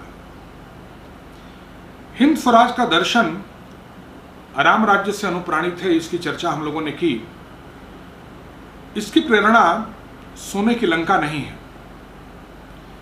वह आधुनिक विचारकों द्वारा पोषित और पल्लवित विभाजनों, जैसे कि प्रकृति बनाम पुरुष, व्यक्ति बनाम राज्य, बुद्धि बनाम भावना, विज्ञान बनाम धर्म, पूंजी बनाम श्रम, इस प्रकार की जो बाइनरीज हैं उनको निर्ममता से खारिज करता है। क्योंकि गांधी का मत है कि उच्चतर दैवी विधान की अस्वीकृति का खामियाजा मनुष्य को इस प्रकार के छद्म प्रश्नों और द्वंद्वों में उलझ कर चुकाना ही पड़ता है। बाइबिल तो इन प्रश्नों और द्वंद्वों को व्यर्थ कुतूहल या इडिल क्यूरियोसिटी की श्रेणी में रखती है। ये व्यर्थ के प्रश्न हैं और हमें ध्यान देना चाहिए कि ये जो व्यर्थ की जो बाइनरीज हैं, प्रकृति बनाम पुरुष या व्यक्ति बनाम राज्य या पुरुष बनाम स्त्री या बुद्धि बनाम भावना या विज्ञान बनाम धर्म या पूंजी बनाम श्रम, आज की हमारी सभी सामाजिक, राजनीतिक और आर्थिक शोध और अध्ययन इन्हीं बाइनरीज को केंद्र में रख करके हो रहे हैं। और यही कारण है कि विश्वविद्यालयों में शोध और अध्ययन जैसे जैसे बढ़ते चले जा रहे हैं, हमारी समस्याओं का समाधान उतना ही जटिल होता चला जा रहा है। हिंद स्वराज की जो विश्व दृष्टि है उसको चुनौती भी मिलती रही है। ऐसा नहीं है कि गांधी जी ने हिंद स्वराज में जिस प्रकार की विश्व दृष्टि रखी उसको चुनौती नहीं मिली। उसे भोंडा पुरातनवाद कहकर के भी तिरस्कृत किया गया। गांधी के राजनीतिक गुरु गोपाल कृष्ण गोखले ही उसके प्रखर आलोचक थे। 1912 में अपनी दक्षिण अफ्रीका की यात्रा के दौरान गोखले ने हिंद स्वराज को पढ़कर कहा कि यह एक अपरिपक्व और जल्दबाजी में लिखी गई पुस्तक है, और उन्होंने भविष्यवाणी भी की कि भारत में 1 वर्ष रहने के बाद गांधी स्वयं इस पुस्तक को नष्ट कर देंगे। 1938 में आर्यन पथ नामक एक पत्रिका ने हिंद स्वराज पर विशेषांक प्रकाशित किया, जिसमें अनेक महत्वपूर्ण विचारकों जैसे GDH कोल, CD बर्न्स, मिलिंटन मरे, ह्यूज फॉसेट आदि ने हिंद स्वराज के दर्शन पर लेख लिखे, उनसे लेख आमंत्रित किए गए। गांधी द्वारा आधुनिक पाश्चात्य सभ्यता को आसुरी कहे जाने पर अपनी प्रतिक्रिया व्यक्त करते हुए GDH कोल ने लिखा कि मैं मानता हूं कि स्पेन और अबिसिनिया की भयावह स्थिति, हमारे चारों ओर विद्यमान भय का वातावरण, प्रचुरता के मध्य दरिद्रता, ये सभी पाश्चात्य सभ्यता के गंभीर दोषों को प्रकट करते हैं, लेकिन ये उनका मूल स्वरूप नहीं है। मैं यह नहीं मानता कि यह सभ्यता मानवीय आत्मा के पूर्ण निषेध पर आधारित है, जैसा गांधी जी मानते थे। मशीनीकरण पर गांधी के दृष्टिकोण को स्वीकार करते हुए CD बर्न्स ने भी लिखा कि यह एक मौलिक दार्शनिक त्रुटि है, यह एक फिलोसॉफिकल एरर है। इसमें यह विचार निहित है कि हम ऐसे यंत्र को जिसका दुरुपयोग हो सकता है एक नैतिक विकृति माने। लेकिन चरखा और चश्मा भी तो यंत्र हैं, किसी भी यंत्र का दुरुपयोग हो सकता है, लेकिन इसके लिए मनुष्य में विद्यमान नैतिक विचार उत्तरदायी हैं, न कि स्वयं यंत्र। यदि गांधी के राजनीतिक गुरु गोखले हिंद स्वराज को एक अपरिपक्व कृति मानते थे, तो उनके राजनीतिक उत्तराधिकारी जवाहरलाल नेहरू उसे अवास्तविक और प्रतिगामी मानते थे, पीछे ले चलने वाली कृति मानते थे। 1945 में नेहरू ने एक पत्र में गांधी को लिखा कि हिंद स्वराज पढ़ा था, उसको बहुत साल बीत गए और अब केवल उसका धुंधला सा चित्र मेरे दिमाग में है। मैं उसे अब भी अवास्तविक मानता हूं और तब भी अवास्तविक ही मानता था। आप जानते हैं कि कांग्रेस ने उस विचार को चर्चा और बहस करने के योग्य ही नहीं माना है, उसे स्वीकार करने की बात तो दूर की है। ये नेहरू के विचार थे गांधी के हिंद स्वराज पर। तो आप देख सकते हैं कि गांधी के हिंद स्वराज और उसमें प्रतिपादित विचारों पर कैसी सख्त टीका टिप्पणी देश विदेश के विद्वानों ने की है। समकालीन चिंतकों, अपने निकटवर्ती सहयोगियों और अनुयायियों के द्वारा हिंद स्वराज की आलोचना और अवहेलना से गांधी लेश मात्र भी विचलित नहीं हुए। हिंद स्वराज का दर्शन व्यापक और गंभीर विचार विमर्श और सुदीर्घ आत्मनिरीक्षण का परिणाम था। उसके निष्कर्ष अनुप्राणित हैं, इंस्पायर्ड हैं, भावुकता जनित नहीं है। अपने अंग्रेज मित्र पोलक को हिंद स्वराज की रचना के लगभग 1.5 माह पूर्व लिखे पत्र में गांधी ने कहा था, यहां अधिक गंभीर निरीक्षणों के बाद मैं निश्चित निष्कर्षों पर आया हूं, उन्हें मुझे लिख डालना चाहिए। यह वस्तु मेरे मन में बार बार आई थी, परंतु कोई निश्चित और स्पष्ट चित्र नहीं बना था। मैंने पीस एंड आर्बिट्रेशन सोसाइटी के सामने पूर्व और पश्चिम विषय पर बोलने का निमंत्रण स्वीकार किया। उसके बाद मेरा दिल और दिमाग दोनों अधिक काम करने लगे। ये गांधी पोलक को अपने एक पत्र में लिखते हैं, जब वो हिंद स्वराज की रचना भी नहीं किए थे, उसके लगभग 1.5 माह पूर्व। पाश्चात्य और यूरोपीय सभ्यता जैसी कोई चीज नहीं है, लेकिन एक आधुनिक सभ्यता अस्तित्व में है जो पूरी की पूरी जड़वादी है, ये गांधी कहते हैं। पूर्व और पश्चिम के बीच कोई अनुल्लंघनीय दीवार नहीं है, पर पूर्व और पश्चिम तभी सम्यक रूप से एक दूसरे के निकट आ सकते हैं जब पश्चिम आधुनिक सभ्यता को पूर्णतः त्याग दे, ये गांधी की स्पष्ट मान्यता थी। हिंद स्वराज के दर्शन के प्रति गांधी इतने आश्वस्त और निश्चिंत थे कि मृत्यु पर्यंत, अर्थात उसकी रचना के लगभग 40 वर्ष बाद तक वे उस पर डटे रहे। 1921 में अपनी मान्यताओं को दोहराते हुए उन्होंने लिखा, अपनी एक महिला मित्र की भावना का सम्मान करते हुए मैं इसके एक शब्द के अतिरिक्त अन्य कुछ भी बदलने को तैयार नहीं हूं। पहले की अपेक्षा आज मेरा विश्वास और गहरा हुआ है। 1938 में एक बार फिर उन्होंने अपनी प्रतिबद्धता को दोहराया कि यदि इस पुस्तक का पुनर्लेखन करना पड़े तो मैं यत्र तत्र भाषागत परिवर्तन कर सकता हूं, परंतु इसकी रचना के 30 तूफानी वर्षों के उपरांत भी मैं इसमें व्यक्त किए गए विचारों में परिवर्तन की कोई आवश्यकता नहीं समझता। ये गांधी की हिंद स्वराज के प्रति अनवरत प्रतिबद्धता का सबसे प्रबल साक्ष्य और प्रमाण है। गांधी जी की यह मूल गुजराती रचना पहले पहल दक्षिण अफ्रीका में छपने वाले साप्ताहिक इंडियन ओपिनियन में प्रकाशित हुई थी। तदुपरांत यह गुजराती में ही पुस्तकाकार प्रकाशित हुई। हिंदुस्तान में भी उसकी ओर लोगों का कुछ ध्यान गया और बंबई सरकार ने उसके प्रचार की मनाही भी कर दी। उसका जवाब गांधी जी ने किताब का अंग्रेजी अनुवाद प्रकाशित करके दिया। ध्यान देने वाली बात यह है कि गांधी जी के राजनीतिक गुरु गोखले को यह रचना उस समय भी अनगढ़ और उनके विचार जल्दबाजी में बने हुए लगे थे, किंतु गांधी जी आद्योपांत इस रचना की विचार दृष्टि पर अडिग बने रहे। गांधी जी ने स्वयं इस अडिगता को परिपुष्ट भी किया है। Professor A K. सरन गांधी की इस पारंपरिक निष्ठा को स्वीकार करते हुए कहते हैं कि गांधी द्वारा आधुनिकता का निरस्तीकरण संपूर्ण था, कंप्लीट रिजेक्शन ऑफ मॉडर्निटी था, तथा सैद्धांतिक स्तर पर उनके केंद्रीय विचार कभी परिवर्तित नहीं हुए। इसी प्रकार अपने विचारों की मौलिकता के संबंध में गांधी ने हिंद स्वराज की प्रस्तावना में ही कहा कि जो विचार यहाँ रखे गए हैं वे मेरे हैं और मेरे नहीं भी हैं। वे मेरे हैं क्योंकि उनके मुताबिक बरतने की मैं उम्मीद रखता हूं। वे मेरी आत्मा में गढ़े जुड़े हुए जैसे हैं। वे मेरे नहीं हैं क्योंकि सिर्फ मैंने ही उन्हें सोचा हो सो बात नहीं। कुछ किताबें पढ़ने के बाद वे बने हैं। दिल के भीतर ही भीतर मैं जो महसूस करता था उसका इन किताबों ने समर्थन किया। उन किताबों की सूची भी गांधी जी ने हिंद स्वराज के अंत में परिशिष्ट के रूप में प्रस्तुत की है।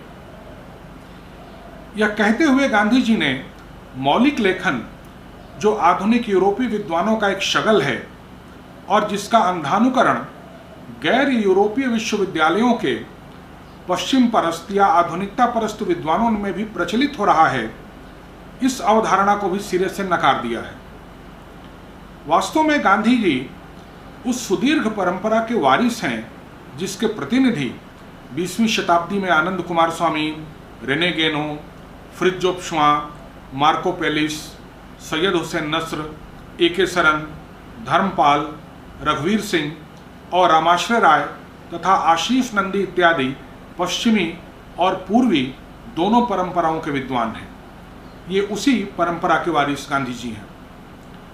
निकट अतीत में भारतवर्ष में यह परंपरा अपने शुद्ध और शास्त्रीय रूप में समर्थ रामदास, रामकृष्ण परमहंस, लोकमान्य तिलक, स्वामी करपात्री जी महाराज, स्वामी ब्रह्मानंद सरस्वती, पंडित मधुसूदन ओझा, पंडित गिरधर शर्मा चतुर्वेदी, महामहोपाध्याय मोतीलाल शर्मा चतुर्वेदी और महामहोपाध्याय पंडित गोपीनाथ कविराज जैसे विद्वानों के द्वारा रक्षित, पोषित और संवर्धित होती रही।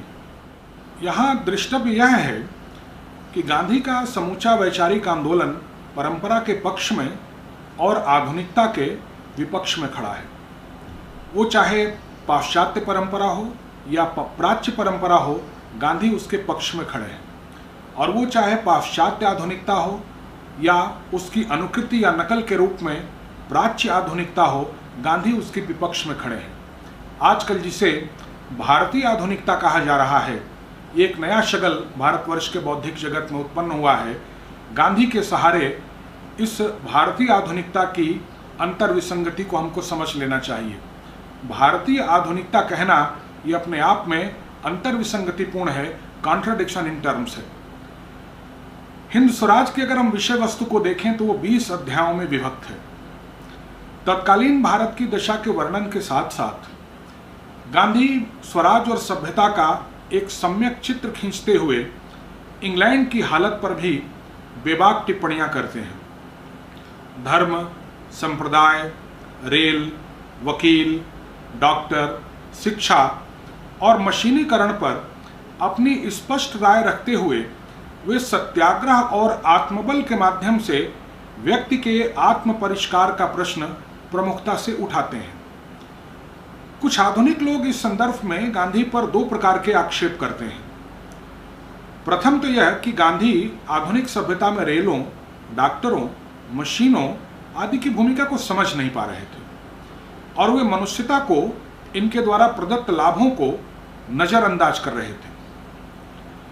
किंतु गांधी पर यह आक्षेप लगाने वाले आधुनिक जन यह भूल जाते हैं कि गांधी न केवल आधुनिकता के इन प्रतिष्ठानों की भूमिका और तज्जनित लाभों के प्रति अत्यंत सतर्क दृष्टि रखते थे, वरन उनकी दृष्टि और विचार का आधारभूत अधिष्ठान भी बिल्कुल ही भिन्न था।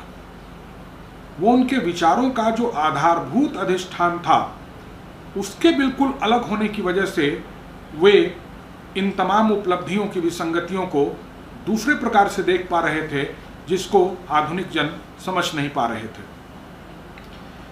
वे इन तथाकथित लाभों के पीछे छिपी लिप्सा मूलक मनोवृत्ति तथा आसुरी रफ्तार को भली भांति समझते थे। साथ ही उनकी मुख्य चिंता मनुष्य के नैतिक आध्यात्मिक अभ्युदय से प्रतिबद्ध थी। रेल और अस्पताल दोनों में से एक भी उनके लिए ऊंची और बिल्कुल शुद्ध संस्कृति की सूचक नहीं थी। ये हिंद स्वराज में उनके शब्द हैं। ज़्यादा से ज़्यादा इनके संबंध में वे इतना ही कहते हैं कि सभी ऐसी बुराइयां हैं जो टाली नहीं जा सकती, अनअवॉइडेबल एविल्स। यह उनका निर्णायक मत है कि दोनों में से एक भी हमारे राष्ट्र की नैतिक ऊंचाई में 1 इंच की भी वृद्धि नहीं करती है। यह गांधी की दृष्टि थी। इसी प्रकार अदालतों, मिलों, यंत्रों के संबंध में भी उनकी राय जहां एक और निषेधात्मक है, वहीं सादगी और त्याग के माध्यम से लोगों की वैकल्पिक तैयारी की कामना उनका सकारात्मक पक्ष भी है। आधुनिकता के लाभों की आड़ में मनुष्य का कितना बड़ा नैतिक क्षरण होता है, गांधी इसे जितना ही अधिक समझते हैं, आधुनिकता के पक्षधर इस बात को उतना ही कम समझते हैं। गांधी कहते हैं कि मेरा विरोध यंत्रों के लिए नहीं है, बल्कि यंत्रों के पीछे जो पागलपन चल रहा है उसके लिए है। यंत्रों के उपयोग के पीछे जो प्रेरक कारण है वह श्रम की बचत नहीं है, बल्कि धन का लोभ है। आज की इस चालू अर्थव्यवस्था के खिलाफ मैं अपनी तमाम ताकत लगाकर युद्ध चला रहा हूं, यह गांधी का वक्तव्य है। रेलवे तो है ही, मैं उसको नजरअंदाज नहीं करता। मैं मोटर गाड़ियों से नफरत करता हूं, लेकिन मैं उनका उपभोग भी चाहे अनचाहे करता ही हूं। समझौते हर कदम पर करने पड़ते हैं, लेकिन यह एहसास होना चाहिए कि यह समझौता है और अपने अंतिम लक्ष्य को हमेशा अपने मस्तिष्क चक्षु के सामने रखना ही होगा। गांधी कितने सतर्क हैं, अपनी मजबूरियों और अपनी आधारभूत संस्थापनाओं के बीच के अंतर को लेकर के हमें इस बात को समझ जाना चाहिए। अगर आपके सभी आविष्कारों का लक्ष्य जन कल्याण न हो, तो आपकी प्रयोगशाला शैतान की कार्यशाला से बेहतर नहीं होगी, ये गांधी का मत है। यूरोप की तरह आज के औद्योगिकरण की बात करना असंभव को संभव बनाने की कोशिश करना है, ये बात गांधी जी 1909 में कहते हैं। मेरा उद्देश्य तमाम यंत्रों का नाश करने का नहीं है, बल्कि उनकी हद बांधने का है, उनका सीमांकन करने का है, उनकी लिमिट तय करने का है। देह की तरह यंत्र भी अगर वह आत्मा के विकास में मदद करता हो और जितनी हद तक मदद करता हो उतनी हद तक ही वह उपयोगी है। यंत्र जैसे देह है, वो आत्मा के विकास में जितनी दूर तक मदद करती है उतनी दूर तक ही वो उपयोगी है। इसी प्रकार यंत्र भी हमारे नैतिक अभ्युदय में जितनी मदद करता है, जितनी दूर तक मदद करता है, उतनी ही दूर तक उसकी उपादेयता या उसकी प्रयोजनीयता हमारे लिए है। गांधी इस बात को इस तरह से देखते हैं। वे आगे कहते हैं कि अपनी इस विचार दृष्टि के प्रति अपनी निष्ठा को और उद्घाटित करते हुए वे स्वयं इस बात को आगे कहते हैं कि मैं उतना ही पागल हूं जितना किसी ईमानदार को होना चाहिए। वे अपने पागलपन के कारण को भी स्पष्ट कर देते हैं। गांधी की वैचारिक प्रतिबद्धता आनंद कुमार स्वामी की उस प्रतिबद्धता से पूरी तरह मेल खाती है, जब कुमार स्वामी ये कहते हैं कि उद्योगवाद और विश्व व्यापार के विरुद्ध धर्म का युद्ध कभी जीता जाएगा अथवा नहीं, यह हमारी चिंता का विषय नहीं है। हमारी चिंता लक्ष्य के प्रति है, इसके परिणाम के प्रति नहीं। हमारा काम यह सुनिश्चित करना है कि किसी भी संघर्ष में हम हमेशा न्याय और धर्म के पक्ष में खड़े हों। धर्म और उद्योगवाद के बीच में जो संघर्ष है, इस संघर्ष में किसकी विजय होगी, ये हमारी चिंता का मुख्य कारण नहीं है। मुख्य चिंता हमारी ये होनी चाहिए कि संघर्ष में हम हमेशा अपने आप को न्याय और धर्म के पक्ष में खड़ा होता पाएं। ये बात आनंद कुमार स्वामी कहते हैं और बिल्कुल यही बात महात्मा गांधी हिंद स्वराज में प्रतिपादित करते हैं। स्पष्ट है कि गांधी किसी नए प्रकार का कोई मॉडल नहीं प्रस्तुत कर रहे थे। आजकल गांधी मॉडल की बहुत बात होती है, वो कोई नए प्रकार का मॉडल नहीं प्रस्तुत कर रहे थे, वरन आधुनिक प्रतिकूलताओं में भी परंपरागत दृष्टि के लिए वे स्थान तलाश कर रहे थे। आधुनिक जीवन दृष्टि में, आधुनिक जीवन विधान में जो प्रतिकूलताएं हैं, जो एडवर्सिटीज हैं, उनके बीच में भी परंपरागत जीवन के लिए वे एक स्पेस की तलाश में थे, वे स्थान की तलाश में थे। और इस अर्थ में गांधी की जो सारी चिंता है वो मूलतः वैचारिक है।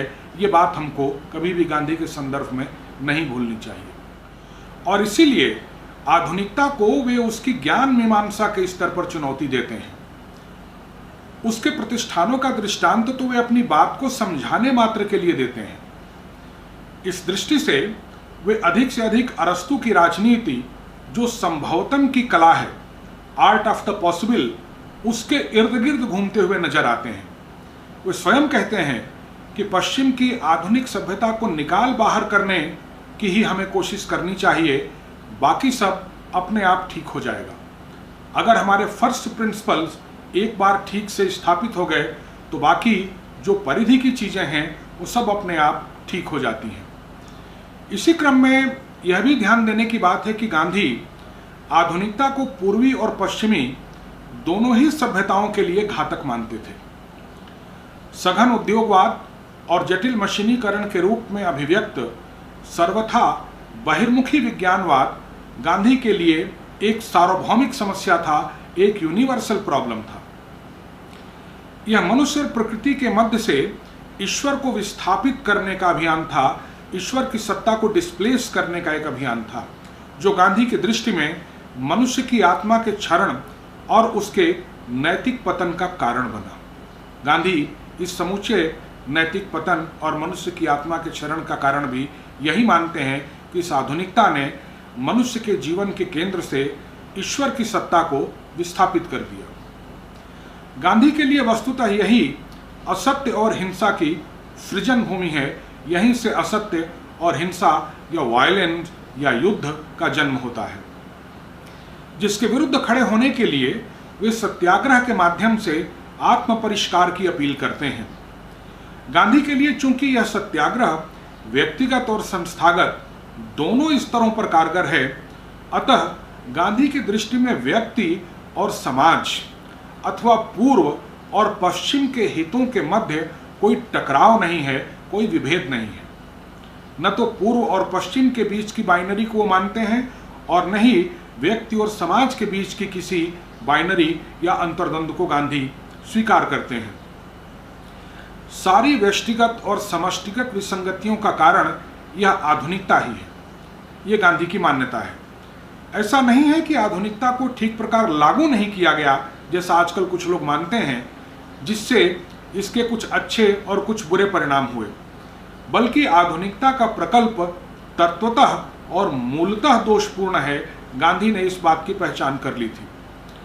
मनुष्य और प्रकृति के संबंधों का कोई परानियामक आधुनिकता स्वीकार नहीं करती और इसलिए उसकी तथाकथित अच्छाइयों के पीछे भी मनुष्य के लोभ और अहंकार का परिदृश्य ही हमको स्पष्ट रूप में दिखाई देता है और इससे जो उपजी विसंगतियां हैं उनका कोई अंतिम निदान ज्ञान मीमांसात्मक रूप से आधुनिकता के अंदर असंभव हो जाता है। ये संभव ही नहीं है कि आधुनिकता के द्वारा जो समस्याएं उत्पन्न की गई उनका समाधान भी आधुनिकता के अंदर ही संभव हो पाए, ये पॉसिबल नहीं है। गांधी के विरुद्ध एक दूसरा आक्षेप इधर कुछ प्रगतिशील दलित चेतनायुक्त बुद्धिजीवी लगाने लगे हैं, विशेष रूप से जब गांधी के हिंदू स्वराज का शताब्दी वर्ष मनाया जा रहा था 2009 के आसपास, तब इस प्रकार के आक्षेप गांधी के ऊपर लगाए जाने लगे, जो विशेष रूप से जो प्रगतिशील और दलित चेतनायुक्त बुद्धिजीवी हैं उनकी तरफ से। वे हिंदू स्वराज को एक वर्णाश्रमी दृष्टि से देखने की वकालत करते हैं और उनका ये मानना है कि हिंदू स्वराज का एक वर्णाश्रमी पाठ करने की आवश्यकता है। वे आग्रह करते हैं कि गांधी अपने पूरे बौद्धिक आनुषांगिक अभियान में आद्योपांत सनातनी वर्णाश्रमी व्यवस्था का हित पोषण करते हुए नजर आते हैं और इस संबंध में ये आक्षेपक गांधी के विरुद्ध मुख्यतः अंबेडकर के तर्कों का प्रयोग करते हैं। इसलिए इस स्थिति को भी साफ करना बहुत आवश्यक है। ये एक बहुत ही ज्वलंत प्रश्न है गांधी और अंबेडकर की डिबेट को लेकर। एक तो गांधी के दिमाग में यह बात बिल्कुल स्पष्ट थी कि परंपरागत वैचारिकी का पक्ष पोषण परंपरागत संस्थाओं के माध्यम से ही संभव है। गांधी ये मानने के लिए बिल्कुल तैयार नहीं थे कि जो परंपरागत मान्यताएं और परंपरागत आदर्श हैं उनको आधुनिक संस्थाओं के अंदर भी सिद्ध किया जा सकता है या प्राप्त किया जा सकता है। ऐसे घालमेल को गांधी कभी भी स्वीकार नहीं कर सकते थे। यह मानना उनके लिए असंभव था कि आधुनिक मंतव्यों से निर्मित संस्थाओं के माध्यम से मनुष्य का आत्मिक नैतिक उत्थान हो सकता है। इसलिए वे भारतवर्ष की प्राचीन सभ्यता और संस्कृति के प्रति जबरदस्त आत्मविश्वास युक्त आदर का भाव रखते हैं।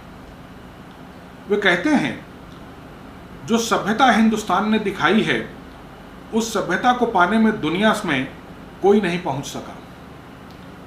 जो बीज हमारे पुरखों ने बोए हैं उनकी बराबरी कर सके ऐसी कोई चीज देखने में नहीं आती। इसके बाद वे रोम, यूनान, मिस्र, जापान और चीन की दुर्दशा का बयान करते हैं। फिर वे कहते हैं कि हिंदुस्तान पर आरोप लगाया जाता है कि वह ऐसा जंगली, ऐसा अज्ञानी है कि उसमें जीवन में कुछ फेरबदल कराया ही नहीं जा सकता।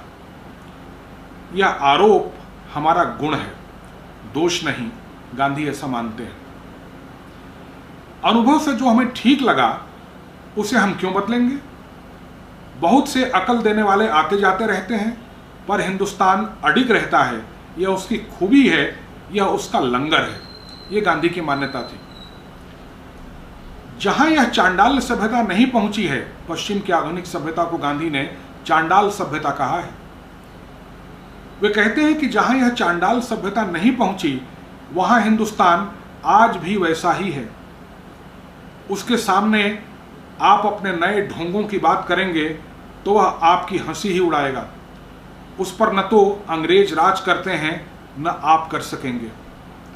सभ्यता वह आचरण है जिससे आदमी अपना फर्ज अदा करता है। फर्ज अदा करने के मायने हैं नीति का पालन करना। नीति के पालन का मतलब है अपने मन और इंद्रियों को वश में रखना। ऐसा करते हुए हम अपने को, अपनी असलियत को पहचानते हैं, अपने अस्तित्व को पहचानते हैं। यही सभ्यता है। इससे जो उल्टा है वह बिगाड़ करने वाला है।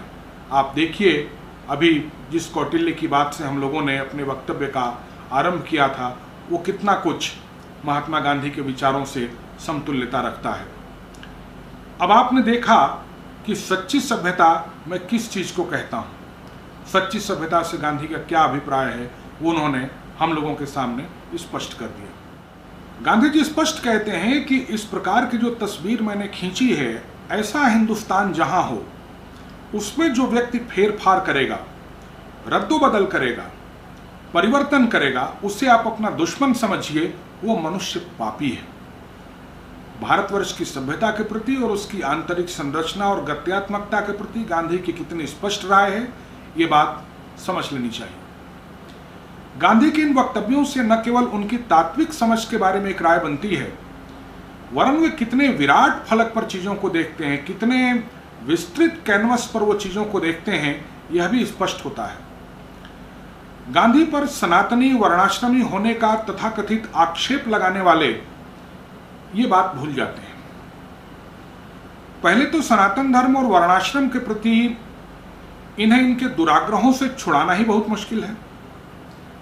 विश्व के संचालन की ये सर्वश्रेष्ठ तात्विक व्यवस्था है जो इन्हें अपने दृष्टि विन्यास में क्षोभ होने के कारण विसंगतिपूर्ण लग रही है। अब इसका क्या समाधान किया जाए? यह आरोप कि वर्णाश्रम ने भारत के एक बड़े वर्ग को शोषित और वंचित कर रखा था, इसी प्रकार की एक दृष्टि का परिणाम है। अंग्रेजों के आने के पूर्व तक के शोषण का कोई परिणाम तो नहीं दिखाई देता, कोई लक्षण तो नहीं दिखाई देता भारतवर्ष में।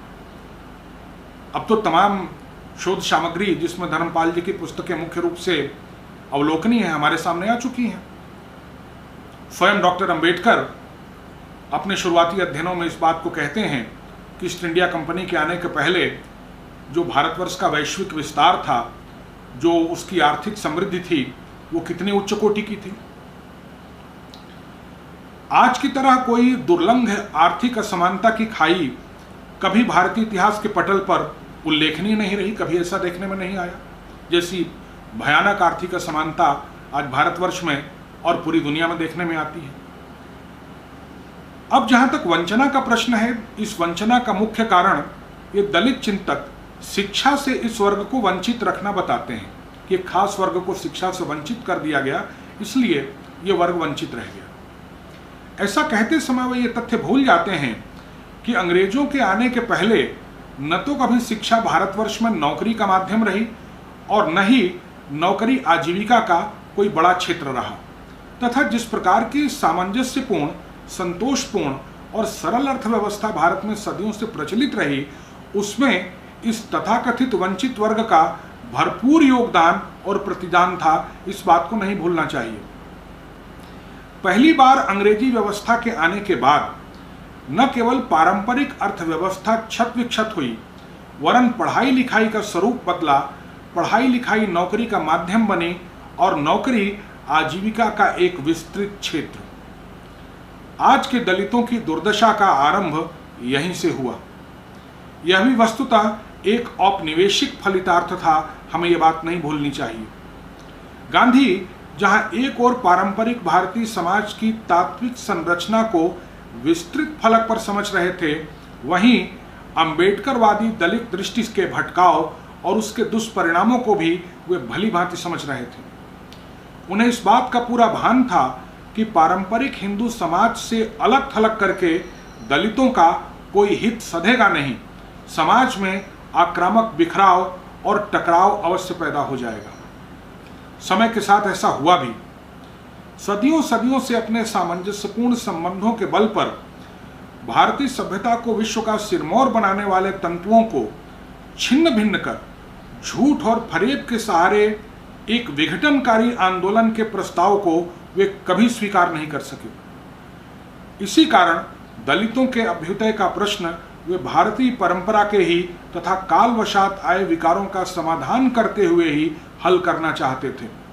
उनका भारतीय समाज की आंतरिक रचना और उसके निवारण तंत्र पर भरपूर विश्वास था। इस मुद्दे पर अंबेडकर के विचारों से वे कभी सहमत नहीं हो सके।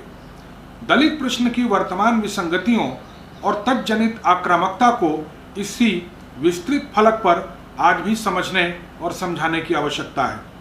संकुचित, विघटनकारी, प्रतियोगी, आक्रामक और बदले की भावना से भरे व्यक्ति को कभी 1857 का वर्णाश्रमी पाठ करने की आवश्यकता पड़ेगी और कभी वो हिंद स्वराज का वर्णाश्रमी पाठ करने का आह्वान करेगा। ये बात साफ है, स्पष्ट है।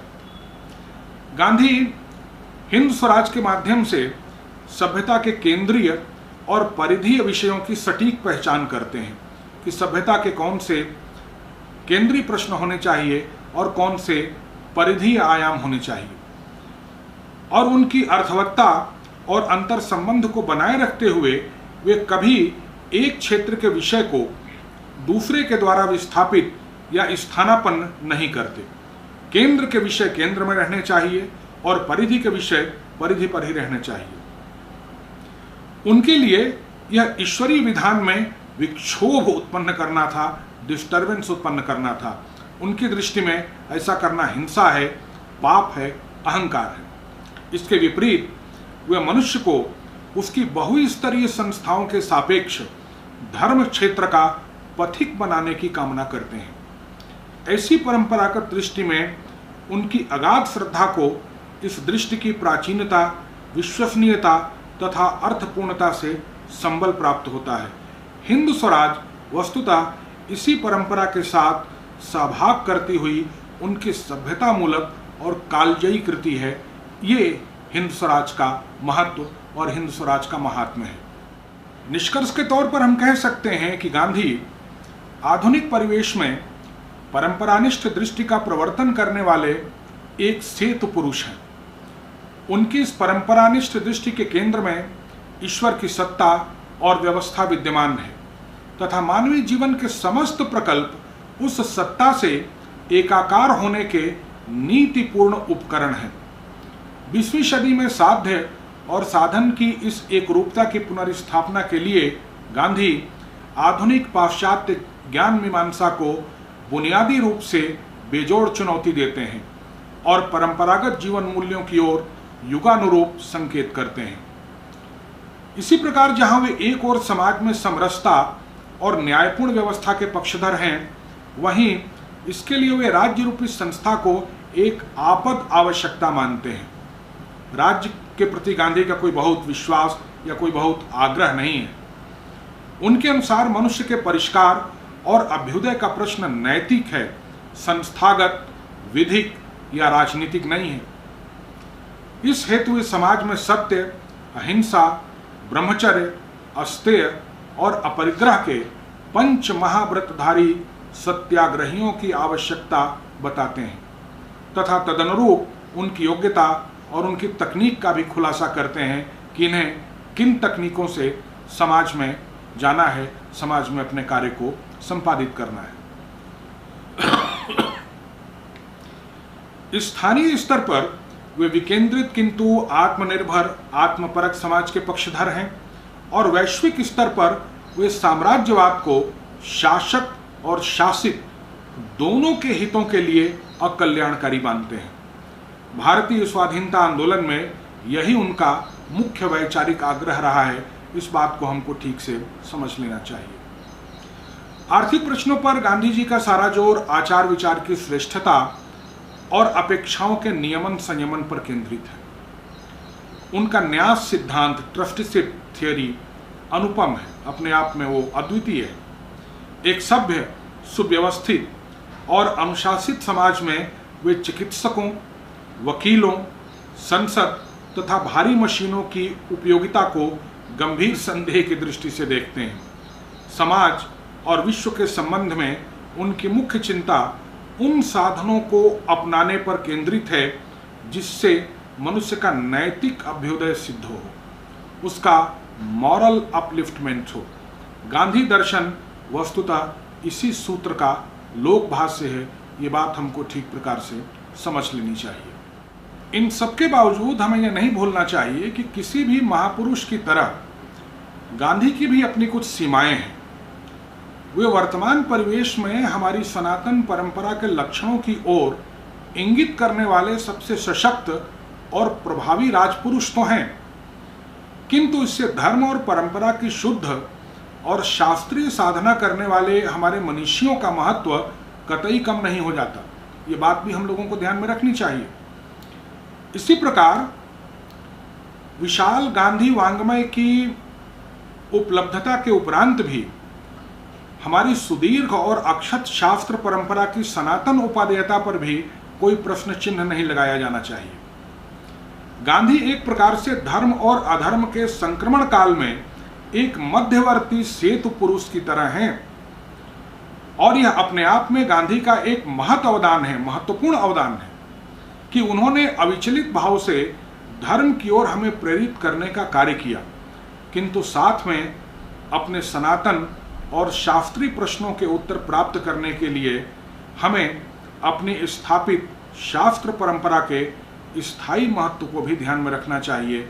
हमें उस महत्व को भी अपनी आंख से ओझल नहीं होने देना चाहिए। इस प्रकार आज जिस परिवेश में, जिस वातावरण में हम हैं, उस वातावरण को ध्यान में रखते हुए पूरे ऐतिहासिक संदर्भों का विश्लेषण करते हुए, उनका सिंहावलोकन करते हुए हिंद स्वराज को गांधी वांग्मय की क्यों सूत्र रचना कहा जाए और इस पूरे संदर्श से गांधी के हिंद स्वराज का क्या तारतम्य है, क्या संगति है, इस प्रश्न को आपके सामने प्रस्तुत करने की चेष्टा की गई। बहुत बहुत धन्यवाद।